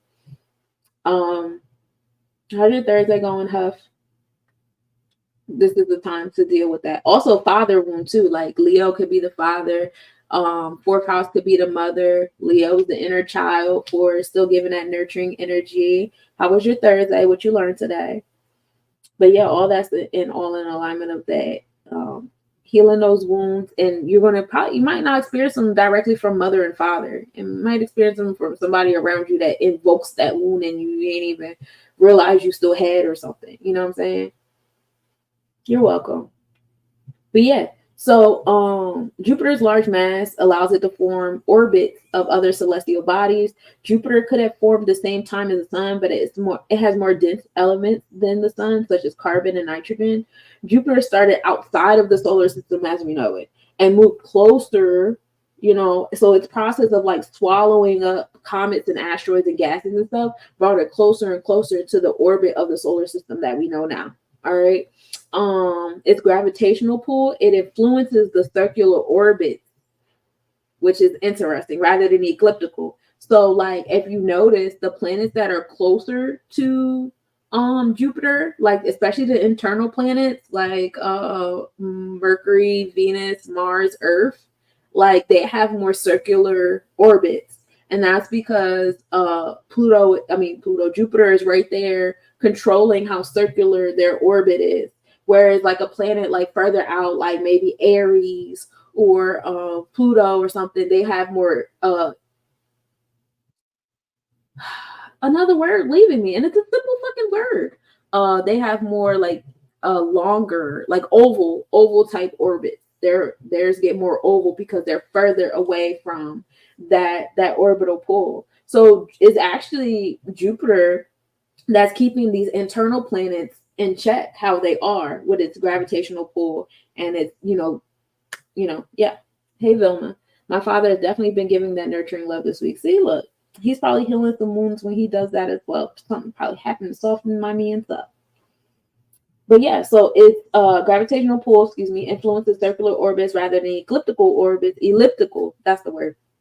Preventing extreme weathers, because if we had more like say Earth for existence, if Earth had more of an oval type orbit, it would have more extreme winters and more extreme summers, because there's times where it's extremely close to the stars, and then it would have times where it's extremely far away, and we don't want to get that cold, we don't want to get that hot, because we'll make it difficult for like beings like us to be here on this land and survive. But I'm pretty sure in some type of way, shape, or form, we would be some type of being over here. You know what I'm saying? But yeah, that does that. Jupiter is dubbed the vacuum cleaner of our solar system, eating up asteroids or comets that come near. So, when we have the asteroids from the asteroid belt and everybody's like, oh my God, it's coming so close to Earth, Jupiter be like, nah, I got you. Because when I read that, I was thinking about like the pinball machine when you pull the joint back and let it go. And then the ball is the asteroid. And then you got the little joints. And that's Jupiter just doing the little joints and just pushing the ball back up. That's what I be thinking about. That's what's on my mind. Hey, Yolanda, how you doing? But yeah, the gravity pull of Jupiter likely prevents the asteroid belt from forming as well, because the asteroid belt, that was like a theory too. I was like, how come the asteroid belt, like all them little asteroids don't come together as one? And it's because of Jupiter. Jupiter's gravitational pull is so big, it kind of like disperses them out, like it's sweeping, but it's not sweeping into a pile, it's sweeping it apart and keeping it apart. I would think that like if that Kuiper belt were to come together as one big planet, that would be like such a big hit in the gravitational pull, because those asteroids and comets and things coming together, that would kind of like upset, especially if it attracts like different kind of elements that would repel Jupiter and kind of push Jupiter away. Oh my God, that would be so crazy. We need to put that in a sci-fi movie, please. All right, we got to call it Kuiper. The Kuiper movie, and just make it about the asteroids and the Kuiper belt coming together, and they're plotting against Jupiter, and they're like, yeah, bitch, we're gonna be in this solar system whether you like it or not. And then you got the little ants on Earth like, what about us? Because humans make everything about them. Fuck them. Okay. Hey Fanta, how you doing, love? How was your Thursday? You learn anything new today? This is my sci-fi movie I'm making up in my head. Sag, keep up. Jupiter is also given credit for flinging small celestial bodies so far out of orbit that they develop Oort clouds as they return. So they be having whole tails on them. Jupiter also brings collisions to inner planets. It's giving Dragon Ball Z. Yeah, that's what it's giving. And that helps sustain life. If it was 80 times more massive, it may be a star instead of a planet. Jupiter rotates faster than any other planet, completing a rotation in 10 hours. Don't play no games. This creates a bulge, which is why they say like people that are ruled by Jupiter energy, they have more belly area. Hey, peace goddess, how you doing? Welcome. We're talking about Jupiter today. I know you know where your Jupiter is at. Come and talk about it. Came in on the 11/22. Let's talk about your Jupiter. But yeah, so because that middle part of Jupiter is bulgy. Usually when you're in the presence of someone that's ruled by Jupiter, their stomachs are, take up the majority of the body. Whether their stomach is flat or large or rolled, it doesn't matter. It's just when you look at their body, their belly area takes up more space. Okay. Surface area. But yeah, so this creates the bulge at the equator of Jupiter, the strongest magnetic field, 14 times stronger than Earth, which is easy. Earth ain't shit. Has over 75 moons, but not as many moons, not as much moons as Saturn. I think Saturn so far we didn't count it like 80 something. It's 11 times wider than Earth. It has windy clouds. I think we named like 50 something moons successfully already. I don't know how people is remembering the names. I got 2 kids. Okay, sometimes Zeke is Miles and sometimes Miles is Zeke. Okay, I know they 2 different kids, but when I be like, hey y'all, come on, just y'all. So to hit 52 moons again, this is coming back to the fact that Zeus had all them kids, right? Zeus had all them kids, and that's alignment of the moons, and so that's how you could see, how Jupiter is also the god of gods, because Jupiter keeps the planets in alignment. Jupiter determines what kind of orbit each planet is going to have, whether it's one of the internal planets from Mercury, Venus, Earth, and Mars, and probably whatever other planets we don't know about yet, to the planets with the more oval type ellipticals like Saturn and Uranus and Neptune and Pluto, not Aries, all those other spaces. And then it also controls how the asteroids move in the Kuiper belt. So this is why Jupiter has been dubbed the god of gods. This is why Jupiter has that title of the one Zeus type energy. You know what I'm saying? And because its surface is all storms, You know, that's the surface. It's the storms. That's where you get the thunderbolt you know, the thunderbolt, the thunder, the lightning bolt, the weather, Zeus controlling the weather and all that stuff, because that's Jupiter. You know what I'm saying? Also dealing with Obatala. Yep, I have that energy over here. Dealing with Obatala, you deal with Jupiter having that Santa Claus type of energy, right?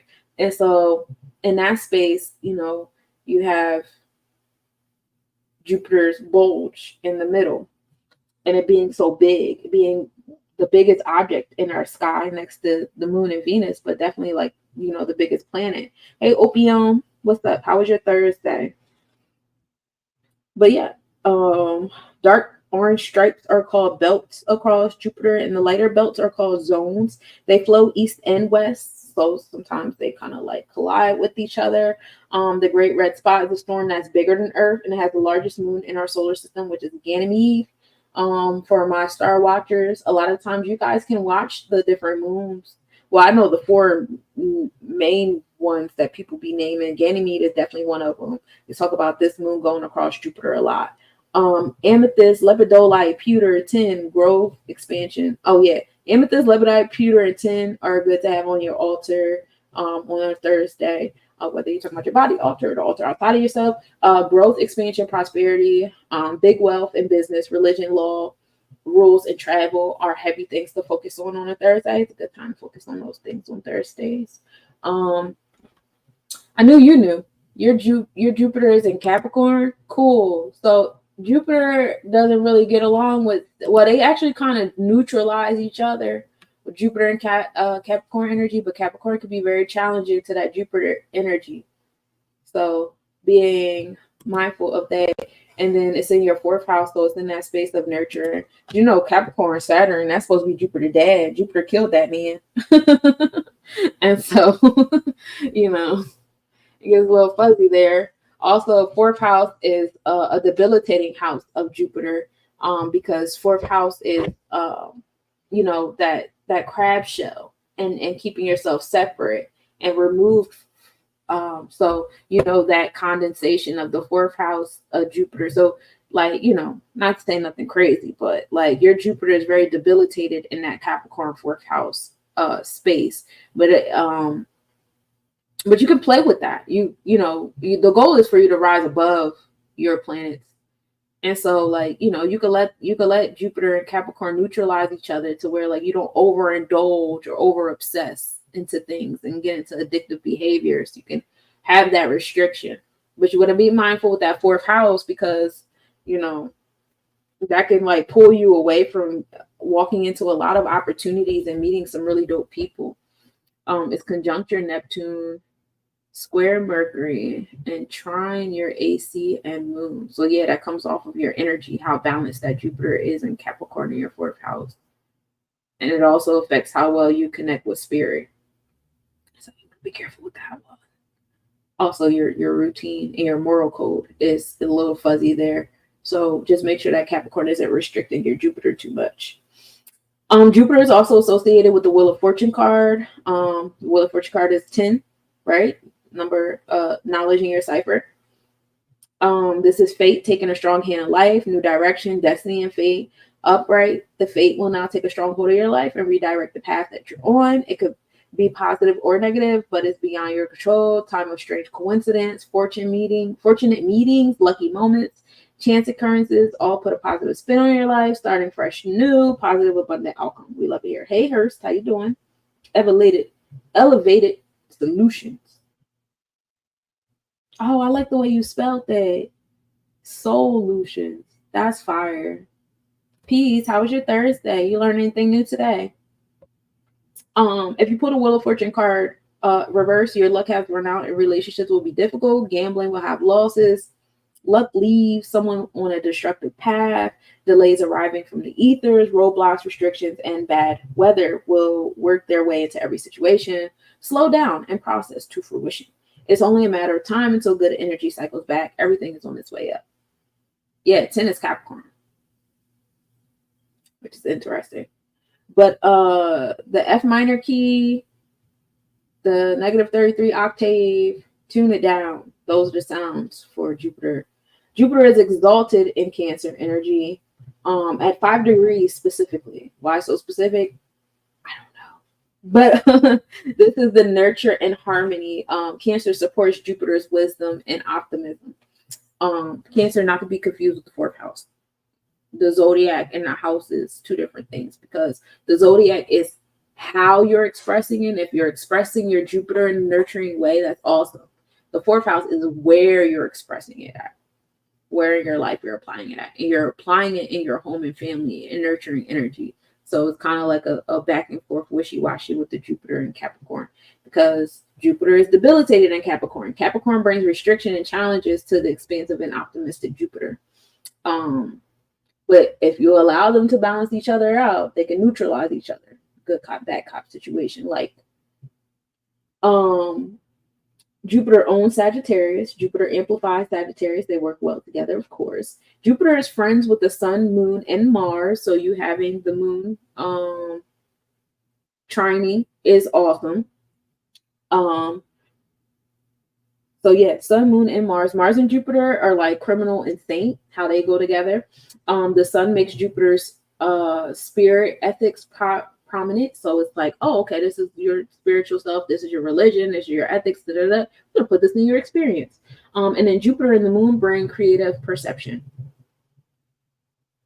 Oh, yeah. The Wheel of Fortune is, the number 10 is on the top of the Wheel of Fortune card. Knowledge in your cipher. Well, 1 is a knowledge number. The enemy of Jupiter is Mercury, unfortunately. The struggle of generosity and turbulence, optimism, and worrisome. Because, you know, Mercury. Well, one thing about a Mercurian, they gonna worry. It's also enemy with Venus, feeling versus wisdom, beauty and vanity versus spiritual ethics. Those kind of clash with each other. Hey, Jasmine, how you doing? Hey, Mama Hida. Welcome. How was your Thursday? Did you enjoy? Did you learn anything new? And then Jupiter is also enemies with Rahu, which is the North Node. This brings confusion, uncertainty, unnecessary arguments, impulsiveness, and immaturity. I love you too, sis. Peace. Jupiter is neutral with Saturn. They balance each other out. Talked about that. You know, they neutralize each other. Courage and diligence and fame come together. And then Jupiter is also neutralized with Ketu, which is a south node, the dragon's tail. And this is knowledge with purpose, good intention, success in the modern world, uniqueness, and preaching. And we love to hear. That's all things. Yeah, that's where you have the. Oh, you have it in your south node too? Why? I saw you had it in your ascendant. So yeah, Sagittarius is associated with Obatala, Jupiter, and Tahuti. We're gonna get into the Metu Netter definitions and alignments with Jupiter probably next Thursday. If we don't do the houses, it's whatever spirit wants me to do, and I do it. But today I really just want to chat with y'all about that Jupiter. Just Jupiter. That's all I want to do. So now, does Gemini make an aspect to Capricorn? What do you mean by that? Like, do they flow together? Are they friends? Is that what you're saying? Let me see. I have 1,000,001 notes. I need to just put all my notes together into a book, which I'll do eventually. I'll do it eventually. But if you came to my space and you seen all the notes in the notebook and all that stuff I had, you'd be like, girl, what the fuck? Where's the book? Coming. As far as Capricorn goes, I don't see anything with Capricorn, between Capricorn and Gemini at all. Let's see. Gemini is over here.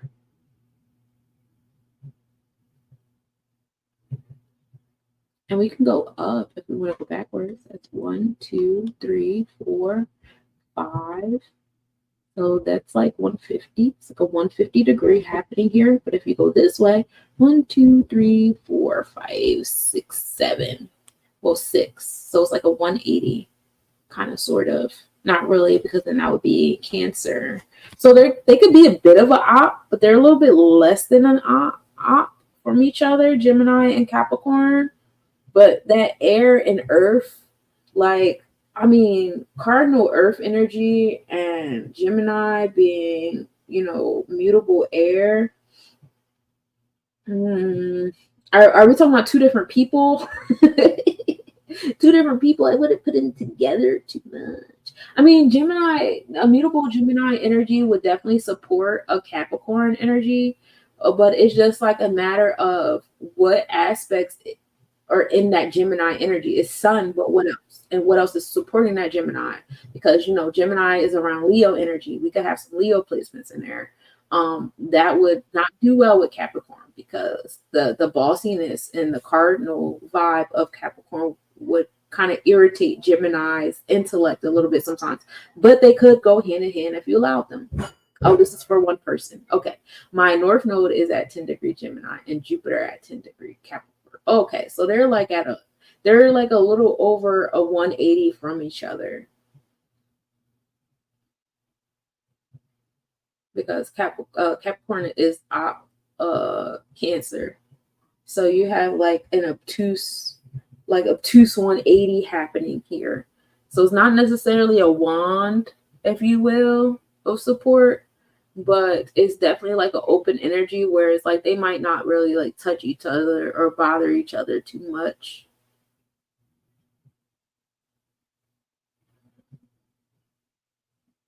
Your Jupiter is more so at your tail, right? Yeah. Because if your North Node is in Gemini, then your South Node has to be in like Sagittarius. So you want to focus on your Jupiter at your tail rather than at the head. That's what it's going to support. Jupiter supports where you're coming from rather than where you're going. I hope I answered your question. My stomach is growling. Okay, so let's talk about Jupiter. It's in the first house. This is period. And Jupiter is still next to Mars. They're only about 4 degrees apart right now. That degree of stability, y'all. So Mars is your motivation, your ambition, what gets you going. Jupiter is about that expansion and generosity. So I need y'all to be motivated by what gives y'all joy. Like, what gives you joy? Think about it right now. I asked y'all before y'all came in here, did y'all do something that makes y'all happy? What did y'all learn? That's what should be motivating you. To learn, to expand, to be in more joy, to be more so in alignment with your moral code, to be in spaces where your word is your bond and there's nothing greater than, right? Be in alignment with your moral and integral code. That Jupiter and Mars being in Gemini, both of them are in the first house. Hey Joe, how you doing? How's your Thursday? Hey Chantel, how's your Thursday? And the first house is ruled by Gemini. So it's ruled by that intellectual realm, is ruled by your communication. Gemini deals with your community as far as like relatives you grew up with, like cousins you grew up with, siblings, parents, grandparents, aunts and uncles, but the ones you grew up with, not the ones you had to meet at a family reunion. That's going too far. And then like the Tri-City area, your neighborhood, like kids you went to school with. Do you know where your Jupiter is at, Chantel? You want to share? You want to talk about it? Gemini Gems came in here. We know her sun is being affected by this Mars and Jupiter alignment, being more motivated and being more expansive in her space and her experiences. And I love that for Mama Hita. Where's my Gemini energy at? Because I know you guys are being heavily evoked. Jupiter is not a big planet. Jupiter is a very big planet. Jupiter is big as shit. Jupiter is the regulator, okay? This is the god of gods. This is Zeus energy we're talking about right now, and we're talking about it. I appreciate the love. Definitely appreciate the love. Thank you for your support. And so we're going to get started. We're going to talk about our air energy first. Let's talk about our air, our Gemini, Libra, Aquarians with this Jupiter and Mars vibe. You guys, y'all really need to be careful with the overindulging, because Jupiter being mostly like an airy type of planet will definitely push you guys. Mars being more so like a fiery type planet will definitely push you guys.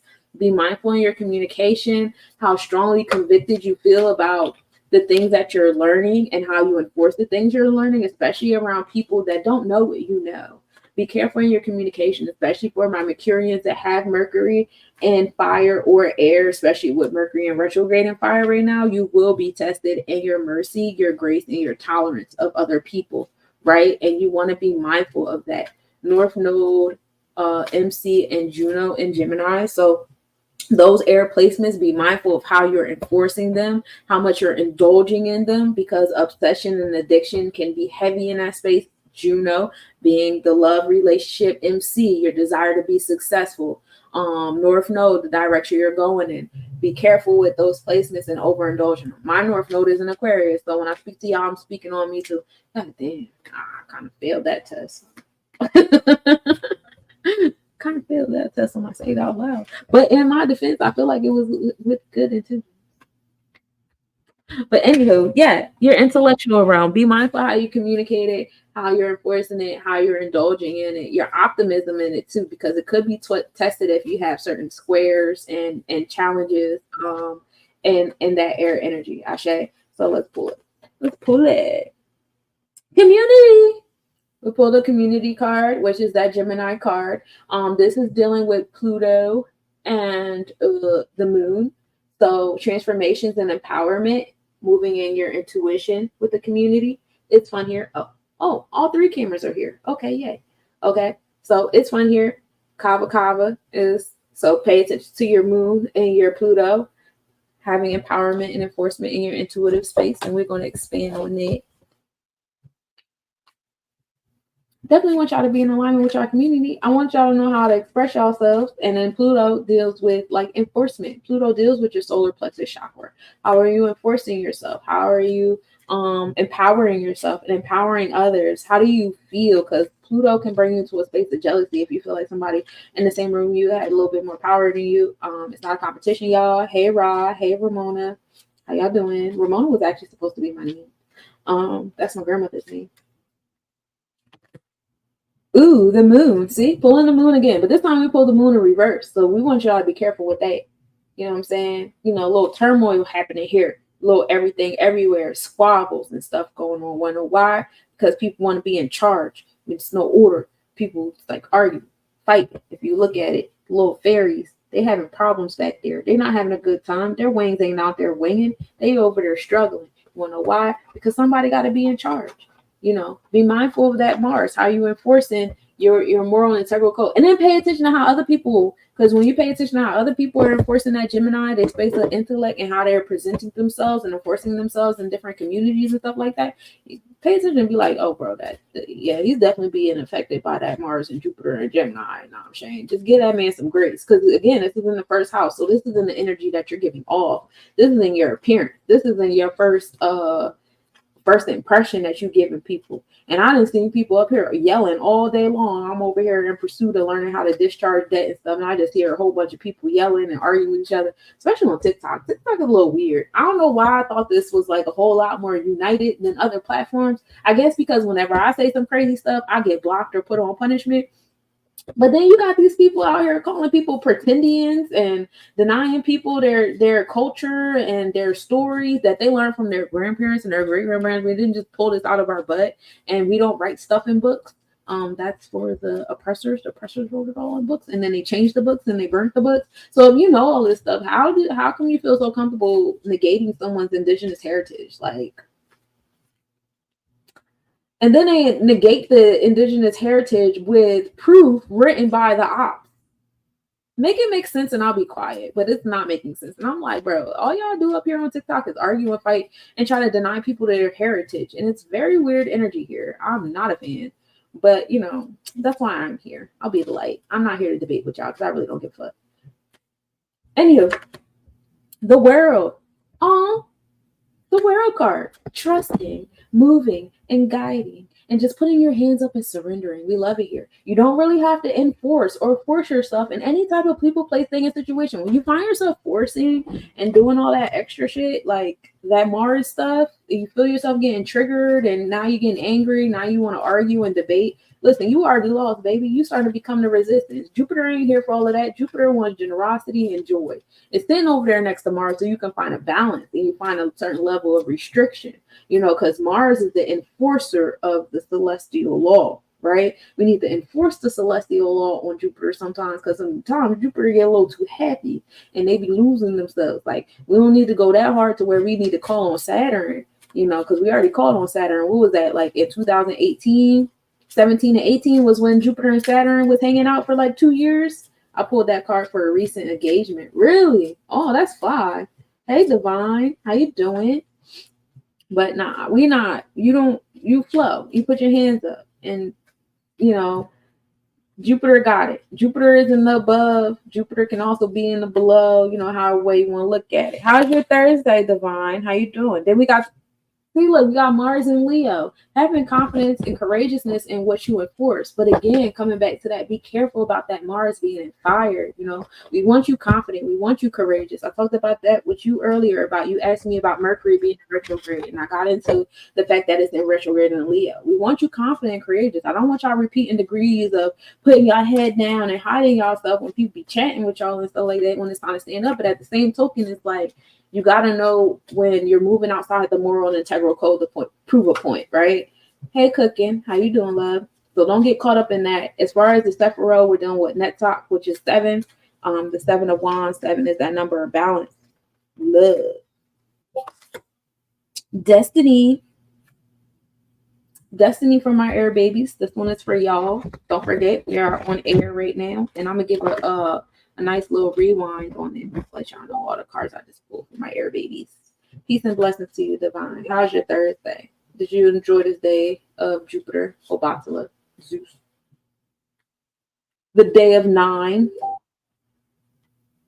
which is cool because the day of 9 happened on an 8/22. And then when we add up all the numbers in today's mathematics with the 22, 8, and 8, it added up to 11. So today was a day of self-mastery. So definitely, you know, learning how to control that Mars energy, learning how to control that anger that could get expanded by that Jupiter, and then also learning how to restrict that over, you know, optimistic, over generous Jupiter with some of that Mars, allowing them to hold each other back to a certain extent, you know. Hey, broken bedder, relaxing, about to go back to sleep, gotta get up for work. Respect. Social doings happening today.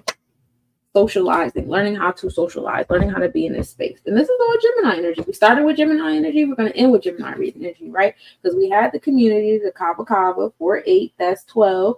That's, you know, what we're building on. 4 is that number of stability, the foundation of all things. 8 brings us the transformation, the solar plexus chakra, how we're enforcing those things that we create in our space. Then we got Pluto and the moon happening there. Pluto is also the 8, the enforcer, right? And then the moon is 4. That's the 4th house. That's the nurturing house energy as well. So nurturing that solar plexus chakra is key here. And then we have the reverse moon. So for some of y'all, it's like, don't do too much. But some of y'all might be having too much done to y'all because y'all is not standing up for y'allself. So again, having that homeostasis in the middle, which I talk about every day in the daily mathematics, trust in the world card, you know, learning that you are in between the above and below, having the trust. You see the surrendering of the hands and the acknowledgement that both exist and both are there to connect to you, connect in you, around you, on top of you. It is you. You know what I'm saying? And then we have the 7 of Wands, which is Mars and Leo. Be mindful of that fire. So it's kind of like, yeah, we want y'all to be careful with this fire, moving into your destiny. And then social doings, bringing us back to the 3 with the 2-1, right? Because 4 and 8 come together and make 1-2. Now we at the 2-1, right? So that's what I got for you, my air babies. Just make sure that you guys are, you guys know how to communicate, stand up for yourselves, you know, play with this, you know, these 2 air spaces is here for you. They just don't want you to get too out of hand with them. Some of y'all might be getting a little too out of hand with them, want to argue and yell and all that stuff. We don't got time for that. So let's talk about my fire babies, right? All right, fire y'all. My peoples with the fire Mars and the fire Jupiters and stuff like that. My Jupiter is in Leo, actually, even though my Mars is in Gemini. So I'm having my Mars return right now. I've been having my Mars return for a minute. It's fun here. But you know, that if you have fire in your Jupiter or your Mars placement, and it being in alignment, whether you're Leo, Sagittarius, or hey T Good, how you doing, beloved? Or Aries, right? You know what air does to fire, right? Air can blow the fire out, or air can make the fire bigger, right? If you know this is the alchemy. This is the game that you could play. You know what I'm saying? You know that there's air going on around you. That is the community right now. That's communication, the things that you learn. You know, you got the fire going on within. You got the fire going on within, whether it's in your Jupiter, your space of joy and expansion and optimism, or in the space of your anger, whatever, what have you. If your communication got to come and they got to blow your fire out in any type of way, shape, or form, if you know it's to benefit you, allow your fire to be burned out. If you know that you be going around here setting fires everywhere with that Mars in a fire sign, then let that Mars and Jupiter, let that community come to you and teach you how to diffuse your fire. You know what I'm saying? If you're walking around with your Jupiter on fire all the time, like being overindulgent, or maybe even too like passionate, or too out there with the expansive energy of Jupiter, then let that community come and blow that out. At the same token, if that community have been like constant bullies and stuff like that, it's about learning how to have both at the same time, because your motivation, your expansion, your fired up energy, your passion, you know what I mean, about these things, that could be what you bring to the table as well to the community, right? I bring the heat, I bring the fire, I control the room, you know what I'm saying? So, having that sense of balance, oh, my fire babies, with your Mars and Jupiter sitting in fire, be mindful of that when you're around somebody else and they seem like they're getting angry and everything is irritating them. Give them grace. They might have a Mars in fire, with this Mars around them being in that Gemini air. Excuse me. And if you see somebody in Jupiter and, their joy and their optimism might be getting burnt up, and that might be because their Jupiter is on fire and they got all this Jupiter air around them. So we give grace now that we had this level of energy awareness of what they could be dealing with, right? Okay. Patience. Ooh, that's a good one for my fire babies. And of course I pulled Jupiter. It's Jupiter and the symbols get me fucked up sometimes. But hold on. No, I lied. It's not Jupiter. Because Jupiter is like the little number 4 thing. It's Saturn. It's Saturn and Venus. So challenges to the heart chakra. Patience. Patience to my fire baby. And that's good. Doing gut breaths, especially because, breathing in that gut, and Mars is the gut that controls the mind. And then also breathing into that sacral chakra, pelvic floor breaths. That is really good. Yeah, I like that. See? Cards always come through for the expansion. Work on y'all patience, y'all. Y'all might be trying to do stuff too fast, too soon, allowing that fire to get all wrapped up in that air. You know what I'm saying? Give yourself grace. Give yourself space. We got the Page of Wands. Again, coming back to that anger. You see how upset she looks? She don't look happy to be here. Y'all want to enforce some stuff in y'all space. Y'all letting the air irritate y'all. Don't let the air irritate y'all. It's not here to irritate y'all. It's here to give you like some type of like guidance. Like let the air play with the fire a little bit. Like blow you here, blow you there. You know what I mean? Like you going through the maze or whatever, something like that. I don't know. I don't know. But there's a way you could stay fire and move in alignment with all the air going on around you. Just remember that community, that's that Gemini. The community is here to bring you fortune. It's here to bring you closer to joy. It's here to show you what your triggers are. So my fire Mars and Jupiter babies, when the community comes to you and they're responding to the energy you're giving off, because not only these placements in Gemini, they're in the first house. So the community that's coming to you is coming to you based upon the energy you giving off. So if you're giving off, like if fire is irritated and stuff, you might have someone come to you and mirror that fire in their air, but I don't doubt it. Air doesn't really mirror. Air more so like responds than mirrors it. That's water that like to pretend like they mirror stuff. But like it could be if they think they a mirror, because they might have whatever, they might be a water sun or something. I don't know. But that what you attract in the communities that you attract right now, allow them to guide your fire, allow them to guide your passion, allow them to guide that energy, that action you got going on, whatever. Even if it is to slow it down or like blow it lower a little bit, like allow that to happen. We're in retrograde season. You ain't gotta do too much too soon. I know y'all having a great time being in all this fire energy and stuff like that, but be mindful, you know what I'm saying? So like really give thanks and really pay attention to the community that you are receiving in the space of time, because it is here to expand you, right? It's here to trigger you, whether it triggers you into anger or triggers you into action. That's solely up to like what you got going on versus what they give you. Now I got the reverse Knave of Wands. So not only did I get an upright Page of Wands, but I got a reverse Knave of Wands. So yeah, like I said, Either you let the fire blow you, or you allow the fire either you let the air blow you out, or you let the air ignite you to be bigger and be more into your action or whatever. But either way, it's here to show you, like, this is where you're at, bro. Like, you're being mad sensitive. There's nothing wrong with sensitivity, but if you walking around looking like her all day long, something is wrong. We need to fix that. We like her upright. She's moving in action, but she's happy about it. She's empowered. You know what I mean? She's kind. You over here, you moving out of anger. You're not moving happily. Like, this supposed to be your joy. This supposed to be something that is your soul's purpose. This is supposed to be something that brings you expansion and optimism. And you over here angry while you're teaching it, or while you're learning about it or something. You're not supposed to be moving in that kind of light. And so you're going to start to attract a community that's going to play on that. Hey, Adonis, peace to the God. Be careful with that, because that's what you're doing. We have the Star card, y'all. And the Star card deals with your 7th sphere and your 9th sphere of Yesod. So not only are we going from the heart chakra energy, but we're also going to the sacral chakra vibe as well, and grounding ourselves in this space. So again, patience is key here. Slow yourself down here. This is Aquarius energy. This is detaching from that social energy, attachment, capabilities. So some of y'all always got feel like y'all got to get the last word, and y'all want to go back and forth, and you want to play tug of war instead of realizing, like, oh, okay, this is here for this. Let it be what it's going to be and move on. But you might have to learn the hard way. That's up to y'all. I don't need to learn nothing the hard way by nobody kind of. I'm good over here.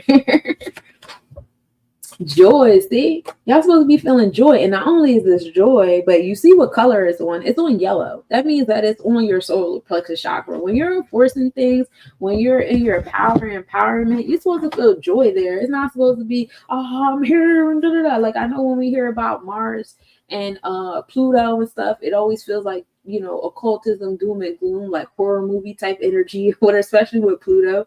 But that's all indoctrination shit from this society. Playing Halloween movies and shit like that every October and stuff like that. That's not really how it needs to be, or it should be. You're supposed to have joy when you're enforcing your celestial law, right? Because you experience the sacral chakra before you even get to the solar plexus. If you wasn't supposed to feel joy, then it would be the sacral chakra would be after the solar plexus. It wouldn't be before it. But we want to make sure that you hit that sacral chakra, before. Yeah, I'm doing a collective read right now. I'm on fire, and I'm aligning it with Jupiter right now. Today's Thursday, so it's all about Jupiter, but we do know that Jupiter and Mars are together. So since they're both in Gemini, in the first house Gemini, we just aligning, their connectivity to everybody. I did air already, so now I'm doing fire.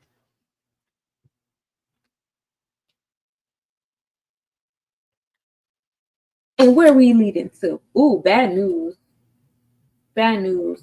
But bad news is good news, though, because like I said, let the air redirect you. Hey, Empress, how you doing, love? How's your Thursday? What gave you joy today? Let's talk about what gave you joy today, because that's what we should have been embarking upon on this 8/22. We woke up today starting on a day of mastery, y'all. Today was not playing. It was like, you're going to get this love. And then we woke up today with Vesta, the sun, and Regulus creating a triangle in our sky. Vesta is the asteroid that is all about our passionate self. What are we passionate about? The sun is our experiences, and Regulus is riches and glory. So if that wasn't a triangle for the Jupiter, I don't know what it is, y'all. We was all on it. Today is a day of self-mastery. This is 11. The redirection through bad noise gave me joy. See? You need a little bad news sometimes. It's kind of like when you're going through a maze and you keep running into a wall. You run into a wall because that's not where the finish line is. So let that redirection get you. So to my fire babies, when dealing with this Jupiter and Mars in this Gemini first house energy, I want y'all to have patience. Patience. Okay? Just breathe. What I said gut breaths and pelvic floor breaths. That's dealing with the solar plexus chakra and the sacral chakra. We want deep breaths here. That is Gemini. Put Gemini all in your fire vibes, okay? And we're focusing on Saturn and Venus. Challenges to your emotions here in that space of patience, right? We had the reverse Knave of Wands, and we had the upright Page of Wands. They both was reversed. I was tripping. But we had the reverse Page of Wands and the reverse Knave of Wands. Again, chilling out. Move, be conscientious of your anger, your impatience, the triggers, all that Mars energy. When you're experiencing the community and the communication of Gemini, whether you're watching it, outside looking in, or if you're in the middle of the energy exchange, pay attention to the fire and how the fire is being moved by the air in those energy exchanges, right?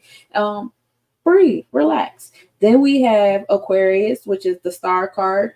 Again, bringing to the air energy. We're focusing on Netzach, which is joy, and then Yesod, which brings us down to our I want to say Yesod is victory, but I might be we'll get into that later. When we get to those spheres, we'll get there.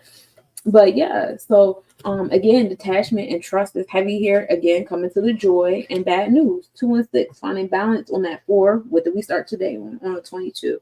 So this is overall 6. We're applying that to our health, wealth, and daily routine with the bad news. So it's going to be something that's going to affect your daily routine and how you go about things on a regular basis. However, it's redirecting you to where you should be and where you should go. And if you have patience, instead of trying to press the easy, fast button, that redirection won't irritate you so much, because they'd be like, oh, okay, I wasn't in no race anyway, so let me just move forward. You know what I'm saying? So that is my fire, baby. So now we can do water. Let's talk about water. Water deals with thank you for confirming something I knew was coming. Ashe, respect. Welcome to redirection. The redirection is always working out in your favor. For real. We don't like to think things work out in our favor when it's not what we want. But it be working out in our favor in the long run. It give us what we need. And so we have water. That's Scorpio, that's Cancer, and that is my Pisces babies. My fantastical, beneath the water, mysterious levels of mystery. Hey, Mr. Levert. Mr. Slivert. No, it's Mrs. Levert. I'm sorry. My reading is all. Happy Thursday. What did you do today that brought you joy? All right, so water babies. This stuff is going on in the air. You know what air does to water? Brings the hurricane, and we love it here. I know y'all used to moving slow, a little bit slower than this Jupiter and Mars, but this Jupiter and Mars is here to motivate you. They want to get you moving a little bit. They want to blow some little ripples, some waves up in you, because you be moving a little slow sometimes. You just be on your own stuff, and a lot of times you just be all the way over here, and everything else is over there. And I know y'all like to be to yourself, whether you're the mysterious Scorpio, you the Olukun Pisces, like Jesus Christ, or you that I like to be in my shell. Kip crack. Okay, we get it.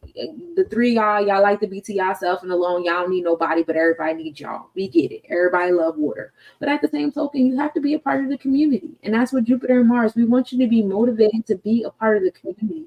Come outside. Why is you playing?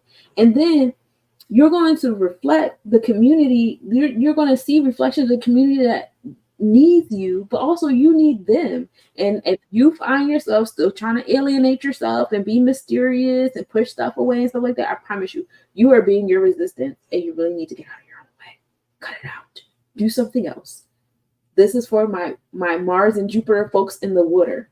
Do not fight against Gemini. They are here to bring you the intellect, the communication, and the community that you need. It might be a group of loners. You don't know. You might just meet a whole bunch of Jupiter waters and Mars waters. That's like, you know what? We on the same wavelength. We like to do what you like to do. We all like to be alone. Y'all could be in a room and be alone together. I don't know. Y'all could be in a room and be, mysterious together. Hey, revolutionary visions. Peace. Happy Thursday. What did you do that brought you joy? Well, now it's Friday. Happy Holy Day, y'all. I'll do Venus tomorrow. Don't worry about it. I'll be back. I was supposed to be here a whole lot earlier, but my Jupiter is in fire. So I was obsessed with learning something, and I was not going to stop until I got what it is I was looking for. And did I find it? I did. And my Mars is in Gemini. So I found a community that I cannot wait to join. Happy Holy Day. Peace. So yeah, we're going to talk about water. Y'all just need to relax. Like, it's okay to be a part of a community. It's not going to take away from your uniqueness. It's not going to take away from your peace. I know y'all don't like no ripples and Y'all like stillness and you want to be to yourself. And oh my God, yawn. Anyway, let people in. Let people in, because it's not just about, oh, people need me and I always have to come around people. You need people. You're right. It's not just about you. You need people. You need this Jupiter and Mars and Gemini in the first house ruled by Gemini. You need that. You need a group. You know, you can't just do it by yourself. Nothing happens just by yourself. Did you know that H2O is the strongest bond on this plane so far as we know it? H2O. Not H by itself, not one molecule of H, not one molecule of oxygen. No, 2 H's and an O. That's what's needed. Three things happening. 1, 2, 3. That's where we at. So for water, for you guys to be so strong and know that it takes 3 elements to even make you guys as strong as you are, to utilize that beautiful mirror of community to alienate yourself is wild. And Jupiter and Mars is like, nah. You will see people trying to penetrate that your what's the fancy word for it? I don't know why I want to say penumbra, but that is not the word. Your meniscus. Is it meniscus? I forget. But the surface of your water. Gemini about to rock it all up. Listen, I can't do that. I will quickly melt. Melt. But this one is for y'all, my water babies. A dandelion, the wounded healer.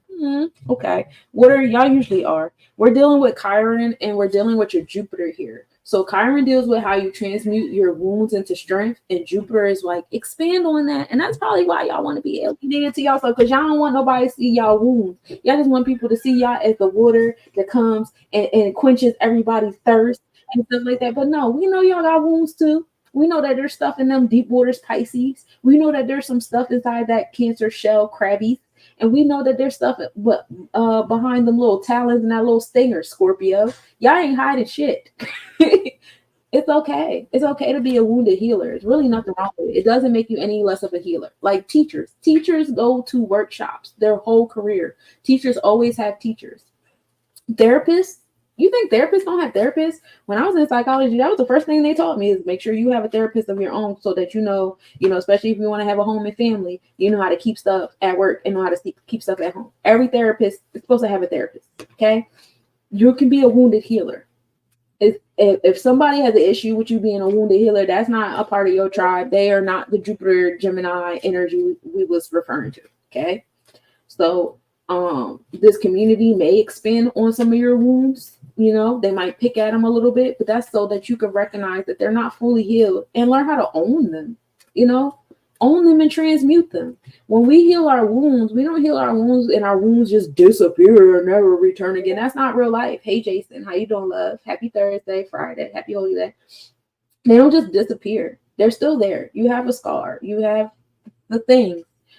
It's the thing about it is you transmute it into a strength. Like, oh yeah, I had this happen to me.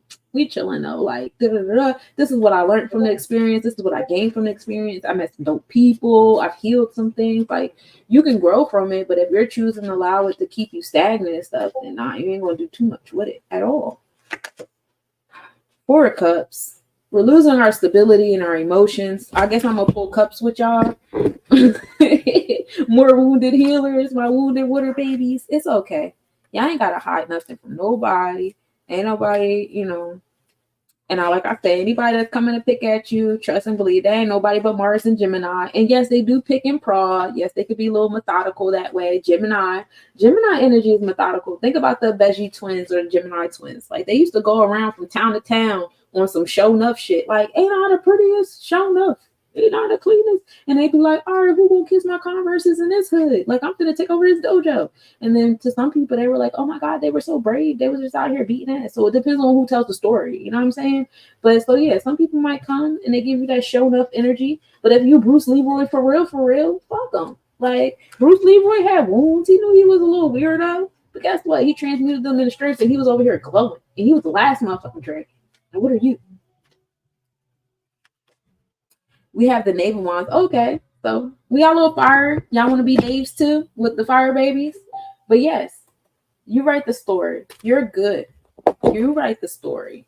And you don't have to hide yourself to write the story. You don't have to be phony to write the story. We don't like phony here. We like authenticity. And when you move in your authenticity, that's when you attract the tribe that you're really supposed to be around.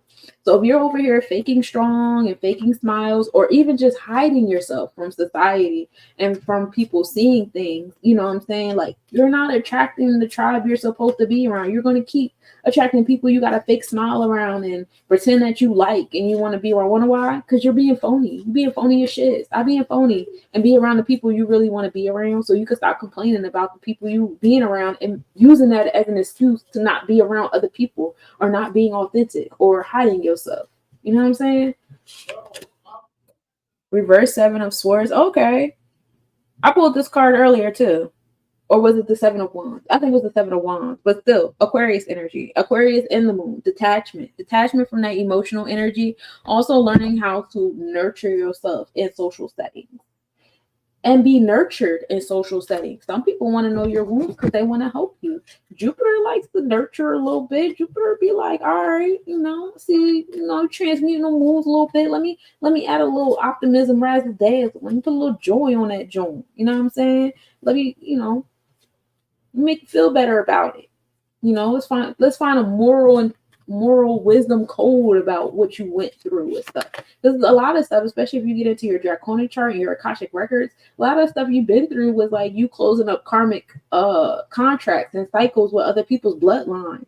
Certain things just had to happen. Yeah, it was annoying or whatever, but you did that shit. And that's when you transmute the wound into a strength. Like, I closed this karmic cycle because I had to go through this with these people or this community or whatever. Coming back to the heart of your emotion. Wisdom. Ain't that what I just said? Coming into that realization that you had to go through the things that you had. That's how you're going to transmute that Chiron, is you come into this space of wisdom. Like, oh, this is why that happened. That is why this happened. Like, it's going to be okay. But all of that, mysteriousness and seclusion and stuff like that, and you're putting up a wall and defense, like that's not going to attract the people, places, things, and situations that Jupiter wants you to have. I promise you, it's not. It's not going to even attract the things that your Mars wants you to have. Your Mars wants to be ambitious and motivated and strategic, and the gut that controls the mind. If the gut that controls the mind is always angry, your face gonna be stuck like this, giving off weird energy. Nobody want to be around that shit. Remember, Mars and Jupiter is in the first house right now. People feel that. Nobody want to feel that. Hurtful gossip, is that where it's coming from? People chatting. Some people, that's all they could do, especially Gemini. Gemini is all about the chatting. Gemini could be all about the gossiping and the chatting. And that might be like, especially as we go through some of these retrogrades and you have, like, say your Mercury is in a water placement too. You might re-experience that because Mercury right now is in Leo in the 5th house, in the 4th house. So Leo energy goes back to that inner child or whatever. You know what I'm saying?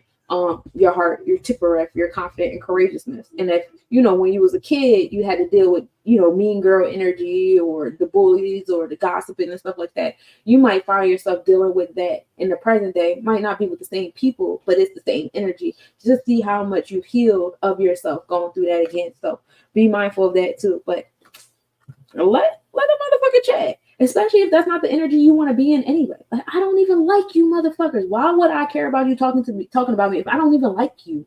I never wanted to be in this community. Your breath stinks. Like, you're not even as smart as me. Like, like, bro, come on now. No, we're not going to let. And if you have the energy to gossip about me, then you know that I don't even belong in this energy. This is not my tribe. This is not my community. Especially if you feel comfortable doing some shit like that. Like, this ain't it. But anyway, to rehash for my water babies, I want y'all to focus on y'all Chiron and y'all Jupiter, expansion, joy, optimism on the womb, so we can transmute it into a power. Hey Ryan, how you doing, love? Happy Thursday. We're in the dandelion with it. We know dandelion, especially dandelion root, cures a lot of things. And we're at the 5 and 3 with it. 5 is walking in the power of your truth, and 3 is that expression and understanding, which brings you to 8 of transformation, right? This is the card of the wounded healer, y'all. My water babies, you guys be isolating yourself because y'all wounded. Y'all have the instability in y'all emotions and y'all intuitive realm because you are not being authentic with your wounds. You're not being authentic with yourself and your presence in the community that you're in. Let those transformations occur. You don't like them people. You don't like where you're at. This ain't it. So be your authentic self. Let let them talk. Okay, let them do whatever they're gonna do. You keep writing your story and your authenticity because you know what's true, and you know you ain't had no business being around them people at that job, in these social circles, in this neighborhood, in that classroom, whatever. You ain't listen. Small potatoes. The moon having that intuitive energy. Aquarius. Aquarius is that desire to detach. You know, we're revolutionaries around here. We're not even trying to do what y'all trying to do anyway. And then having wisdom in your heart. Like these are why these certain things happen to me to beginning with. This is why I'm wounded. Like again, getting into y'all draconic chart will definitely help y'all in assessing the things that y'all have been going through, especially if you're dealing with childhood. If a lot of your Chiron energy is in your childhood or early adulthood, I highly suggest getting into your draconic chart or getting into your Akashic records to make sense of that and gain that wisdom in your heart chakra. That is definitely like, it'll help you a lot with coping and moving in that power and learning like, how do I transmute this in the moon? Like, see me, I watch Dr. Phil a lot. And I put like a thing in my head, especially Dr. Phil and Sally and Oprah and Ricky Lake and stuff. Like whenever people would talk about their trauma, they would start crying and it get weird, right? And I never wanted to be that weird energy. Like, bro, I don't want to sit here and just like cry about stuff I've been through, like, because I'm not sad about it no more. I don't feel empowered about it. Like I'm not going around saying, yeah, I went through this or whatever. LOL, that's my energy all day. I don't feel that way either. But at the same token, I don't feel sad to where I'm crying and now you gotta play like the slow piano and stuff. Like it's not that deep, but I feel comfortable enough where if I'm in a space around certain kind of people and I need to talk about it because you know, it sounds like someone needs me to speak on it, you know, say like, you know, I was sexually abused. I've been sexually abused in many different ways, whether I was molested by an older family member when I was a child. I went through those stages where like you were going to the babysitter's house or whatever, and the older person there, you know, touching on you and looking at you a certain kind of way. Went through that. You know, I've been raped. You know what I'm saying? I've been through these things. So as I'm experiencing these things, like say if I'm in a room with somebody and it might have just happened to them, or maybe they haven't healed from it or something like that. Like, and I'm not at the point where I can't talk about it or I feel weird because I don't. I think the fact that I feel so comfortable with it makes other people feel uncomfortable, which, okay. But like, I went through my draconic chart. I seen all my Scorpius placement. I see why a lot of things happen the way it happened. Like, I did my Akashic records. Like, I did the work. You know, I transmuted this Chiron over here, whatever. My Chiron is in Cancer. I ain't healed that whole part yet, but that's another chapter for another story. But like, I've healed these parts of myself to where like I can have that conversation. Like, yeah, you know, I was raped and I had a child and I was a teen mom and I carried that secret for that long, and I let people talk to me any kind of way and look at me any kind of way and stuff like that because nobody knew how I got pregnant. It was really nobody's business. This is my baby. This is my son. My son just turned 18 and he's awesome. He's the nicest person I ever fucking met. He's actually kind of mean, but he's kind. He's the kindest person I ever met. You know what I'm saying? So it's just like, I don't. Now, when I come across maybe somebody does get pregnant, they get raped and they get pregnant or they're molested and they're pregnant and they don't know what to do. I ain't going to tell you what to do, but this is what I did. I kept my baby and I'm so glad that I did. He's amazing. He's amazing. And I can't wait to see what generational curses he kill off because I put so many seeds into him. I taught him so much that he doesn't know a lot of the indoctrination that the rest of us know. He wasn't raised on it. So he don't know a lot of stuff that we know. So when he comes into the room, not only can you feel it, but when he opens his mouth, you like, yo. So like, you know, that's the vibe. Now, am I telling you that you should keep yours? No, it's not what I'm saying. What I'm saying is I'm in a space now where I've transmuted that energy so well that I could talk to you about it. And that's very powerful to be able to do for a lot of people. You have no idea how many people out here are waiting for you to be in your authenticity instead of holding yourself back and hiding. And that's for my water babies. All right, now let's get into my earth babies. I didn't went in with you water people. I don't know why I had to go in on y'all. I guess because y'all was listening to me and y'all still wasn't listening. That's probably what it was. Y'all was like, yeah, whatever. I'm still going to sit in here and I'm not going to do nothing you talking about. Well, let's talk about my earth babies. My Taurus, Capricorn, Virgo, gang. This is for the Jupiter and Mars placements. All right. So Y'all love to materialize. We're not really materializing with our Jupiter yet. Jupiter is sitting here in Gemini. I can't wait to have my Jupiter return. I got 2 more years, y'all. I'm having a great time. But yeah, so right now it's an intellectual, being motivated towards the intellect, being motivated towards finding your tribe and finding your community. Hey Snug, hey Palacio. My bad. But yes, thank you. Yes, I cannot wait till my Jupiter return. I'm gonna act up with the schmeck. But yeah, we're not materializing with our sacral chakra. We're not materializing with the Mars energy. You want to be motivated towards finding your community right now. So again, like same thing with the water energy. Put out your authentic self so that you can find the people that you're looking at for. Arm yourself with intelligence. Like, you know what you want to manifest, right? You know what you're motivated to manifesting about, but how much do you know about it? Do you know how to upkeep it? Do you know how to fix it? Do you know how to replace it? Do you know who to talk to if you got to do certain things? Do you know how to talk to these people? Do you know what key words to use? What kind of vocabulary or jargon to have? Do you know these things about all the things that you're trying to manifest or materializing? Especially, I know my Earth babies, if you feel good about it, it should be in your hand at the same moment. My Mars and Jupiter are not in Earth energy, but just being a heavy Earth sign, because I am a Virgo and Capricorn stellium. Majority of my placements are in, I got like 4 or 5 placements in Virgo. I got 3 in Capricorn. So being an Earth baby, I get it. We want to materialize all the time. The same moment I think of something, I need it in my hand. If not, what the fuck is going on? I failed today. I don't deserve to live. It be that deep sometimes. Oh my God. But this is not what we're doing with our Jupiter right now. We are here to find intellect and to find your community. That's what we're here to do. Okay. This to enhance yourself in what brings you joy and enhance yourself in what motivates you. Okay. I promise you, when we get to that year 9, baby, Jupiter and Mars, they're gonna be in Mars will be in Leo a whole lot sooner than Jupiter. Jupiter makes this transition like around January-ish, but we're gonna be in that fire and we're gonna put action. It's going to be time to put action to these things that you're making time to learn about. And then we're gonna get to, I went too far ahead because Gemini is Cancer. Then we go to the water, and then we go to the action. See, like I skipped the step. I was like, so when do we get to the Earth? We get to the water next. We get to that intuition after what we learned. So you take that knowledge Gemini. Then we come to the wisdom of Cancer. Then we come to the action, the three, the action, the creation. Okay, the understanding, and then we get into the materializing of Virgo. So y'all got a few years. See, the thing about it is, the society that we live in is so unfortunate, and that's why it's important to learn a lot. Today, in this very moment, what brings you joy? Do you like nice things? Do you like to not worry about bills? Jupiter also deals with a sense of utopia.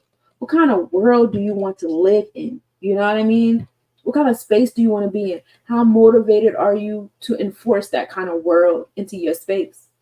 Well, now we're learning about it, right? This is the time and space to learn about all the makings. Like, I give you, para ejemplo, learning about nationalizing yourself, learning about the laws and all these things. Because I want to live in a world where my children are free and we don't have to go to work to pay bills. We go to work because I want to go on a vacation. You know what I'm saying? I'm trying to pay for a luxury, not a necessity. You know what I'm saying? So learning about all of those things, and then we come into the intuition of or the wisdom of what we're learning, because now you are exercising and practicing. Then we come into the action and creation of things, and then it's materialized once Jupiter enters that Virgo energy. But right now we are in a space of just learning about it. Learn about it, speak about it, teach about it, listen to it, breathe it, because Gemini is air. Find that community that you can commune with about it. Okay, that's where we at, Earth babies. It's not going to show up in your hand right now. You got a couple more years. I'm so sorry that the society that we live in makes us feel like if we do something on Monday, it should be here by Friday, but that does not work with every planet. It doesn't. I'm sorry.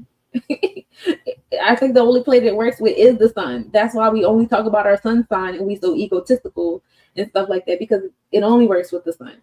But if you just take a deep breath and realize that we're dealing with Mars and Jupiter right now, they don't move to the same wavelength and stuff like that. You have a lot more patience with this Gemini energy. Have a lot more patience with how you are building the community and building your intellect on these things as well.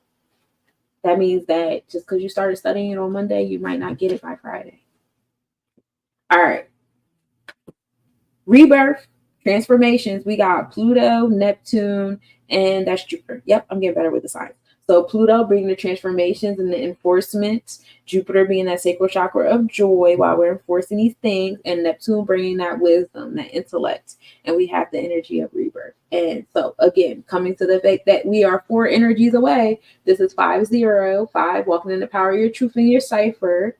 You know what I'm saying? Keep learning, keep growing, keep having that sense of intellect. We still building the baby, okay? We're still building the baby. The baby doesn't come out yet. And then also, we're in the year of 8. This is the year of conception. We're conceiving this year. We don't give birth until we're in the year 9, as far as like overall goals. And then we experience, the 12 months of 9, which is going to be interesting, but we give birth to. So, we have a few more months of conception. We got 4 more in the Gregorian calendar. The Lover's card. Ooh. The Lover's card can deal with like all things of the realms of love. Love for self, love for others, the community. What do you love to do? Some of you guys are looking for a little resurrection in y'all love life with your bonds and stuff, whether it's community love, friendship love, romantic love. Y'all know I don't really like to get caught up in romantic love too much. I hate doing love readings. But hey, Yogi. Hey, B Noir. What's up, guys? We're talking about Thursday and Jupiter. Did y'all do anything today that brought you joy? Thank you for the gift, my love. Oh, and y'all be on the lookout because me and B Noir, we about to put together a TikTok show for our local artists. That joint is definitely coming up. Hey, Jimmy. Peace, peace. Oh, you at the studio now? Gang. That show gonna be dope. My man's got, make sure y'all follow B Noir. He definitely has a music project coming out. That's my Virgo twin. But yes. Oh, you came in just on time because I'm talking about Earth stuff. Thank you. Thank you for the likes, y'all. So yeah, some of you guys dealing with rebirth in these realms of love and what you have that love connection with. And I'm happy for y'all. Get that shit. I pulled the Lover card for y'all again. So I pulled it upright and reverse. So some of y'all breaking up and some of y'all making up. But it is a transformation happening in the love energy. Okay, I feel this. So that's what y'all focus on. That y'all want love and romance and togetherness. Even if it's just within the facets of yourself. I ain't mad about it. Pluto rules over sex. And Jupiter is that sacral chakra. We love it here. Thank you. The Chokma, Jupiter and Capricorn, getting that expansion in your restricted areas. So now we're expanding on our root chakra vibe of things. We're expanding on how you restrict yourself, the boundaries and discipline that you have in yourself. It's in reverse. So again, that comes back to the fact that Jupiter is not in Earth energy right now. It's not yet. It's still in air. We're still learning about these things, and we love it here. Thank you for the gifts. I appreciate you so much. I don't even know how to do none of that. Thank you. Chokma is the second sphere of the tree of life. This is 2, deals with the number of wisdom. 2 is also that energy of like mercy and like just love and nurturing and stuff like that. And so it do be needing that restriction of Capricorn or whatever to keep it, on lock or whatever. So this could very well be like the alignment of your restricted and your expanded self, but loving it, being in love with yourself, being in love with other people, places, things, situations around you. That is the goal here. So y'all need to be heart-led. Y'all need to lead things with your heart, lead your reality with your heart, wherever Taurus is at on your chart. Yeah, wherever Taurus is at on your chart, get it together. But you guys focusing on your root chakra, focusing on your insecurities. Insecurity is a funny word to even say because securities deal with materialism. Security deals with money when you learn about like the basic definitions and Black law definition and stuff like that. And if you feel insecure, you're feeling lack, you're feeling scarcity, and it's happening in your root chakra. So you're feeling that lack and scarcity and your materialism and stuff. Again, y'all, we is not in the season of making stuff yet. Hey, hustle grind, how you doing, love? We ain't there yet, so don't allow it to make you feel insecure. Find solace and find comfort and find strength in the fact that this cosmos is giving us time to learn everything we need to learn, commune, listen, teach. Find a community in alignment with the things that we're passionate about. Like all the things I said about water energy, being in your authentic self so that y'all can find a community that you're supposed to be in. All 4 of you energies, all 4 of you elements should be on that type time for real, for real. That is not like, particular to any type of element. However, my earth babies, let go of the fact that you're not materializing stuff every time you learn something, every time you do something. Just let that go and just let it be a learning experience and let it be aligned in the community. Because a couple years from now, you're going to be so proud that you made that time to learn all the facets of this thing that you're passionate about, that you have a love for. Some of y'all, maybe you might be in a rush to get that ring. Oh, I done did why I didn't get the ring yet? Well, do you know enough about this person? Do you know everything about this person? Do you know everything about yourself? What you want in a relationship? What the relationship look like? What marriage is supposed to be like in this world and how it's set up right now? Like, this is learning time, community time. Do y'all even hang around married people that's been married for 40, 50 years before you turn around and say, oh, I want this, I want that? You know what I'm saying? So like, when you're building stuff that you love and a reality that you want to be in love with, yeah, it's learning time. Don't feel insecure because you're not creating a bunch of resources in the moment that you are learning about it. Oh, y'all getting bad news too? Bad news is redirection, y'all. Bad news is redirection. And it's happening at a 2 and 4. So it's bringing balance to that 4, to the foundation of what you're building on. Is bringing balance to this insecurity. So something that you're working on in your root chakra, it may not go to your liking. Wanna why? Because Jupiter is in Capricorn, creating that expansion. That means that there's another option to put in that root chakra. Jupiter deals with your understanding. Jupiter deals with the challenges that you experience in your space that help you with your boundaries, your resources, and your discipline. Right? That's what Capricorn rules over, Saturn rules over, and Jupiter is calling for an expansion in that area. So whatever is bad news to you, it's probably expanding you to a whole nother area. Whew. I feel like even though my Jupiter and Mars is not in Earth, I feel like I'm still talking to myself. Because I just want what I love you too, Swin. Thank you for tapping in and doing all the things I don't know how to do yet. We need to do a TikTok tutorial together. But yes, so my Earth babies, y'all receiving a rebirth. I want y'all to pay attention to y'all Pluto, y'all Neptune, and y'all Jupiter energy. Expansion on your sacral chakra, expansion on your solar plexus chakra, where you're enforcing that celestial law and finding joy in it. And realizing that just because it's not materializing right now does not mean that it's not happening. And bad news is just redirection. It is just redirection and expansion and doing something a little different. That's all. And it's okay. It's going to be okay. So that's what I got for you. I did all 4 signs. I hope y'all enjoyed this Jupiter information. We did all things Jupiter. And for those of you guys who are just coming in, this video is recorded on YouTube. I've been on YouTube this whole time. So peace to y'all on YouTube. I'm in the stream, so I'm not dragging it out. Peace, y'all.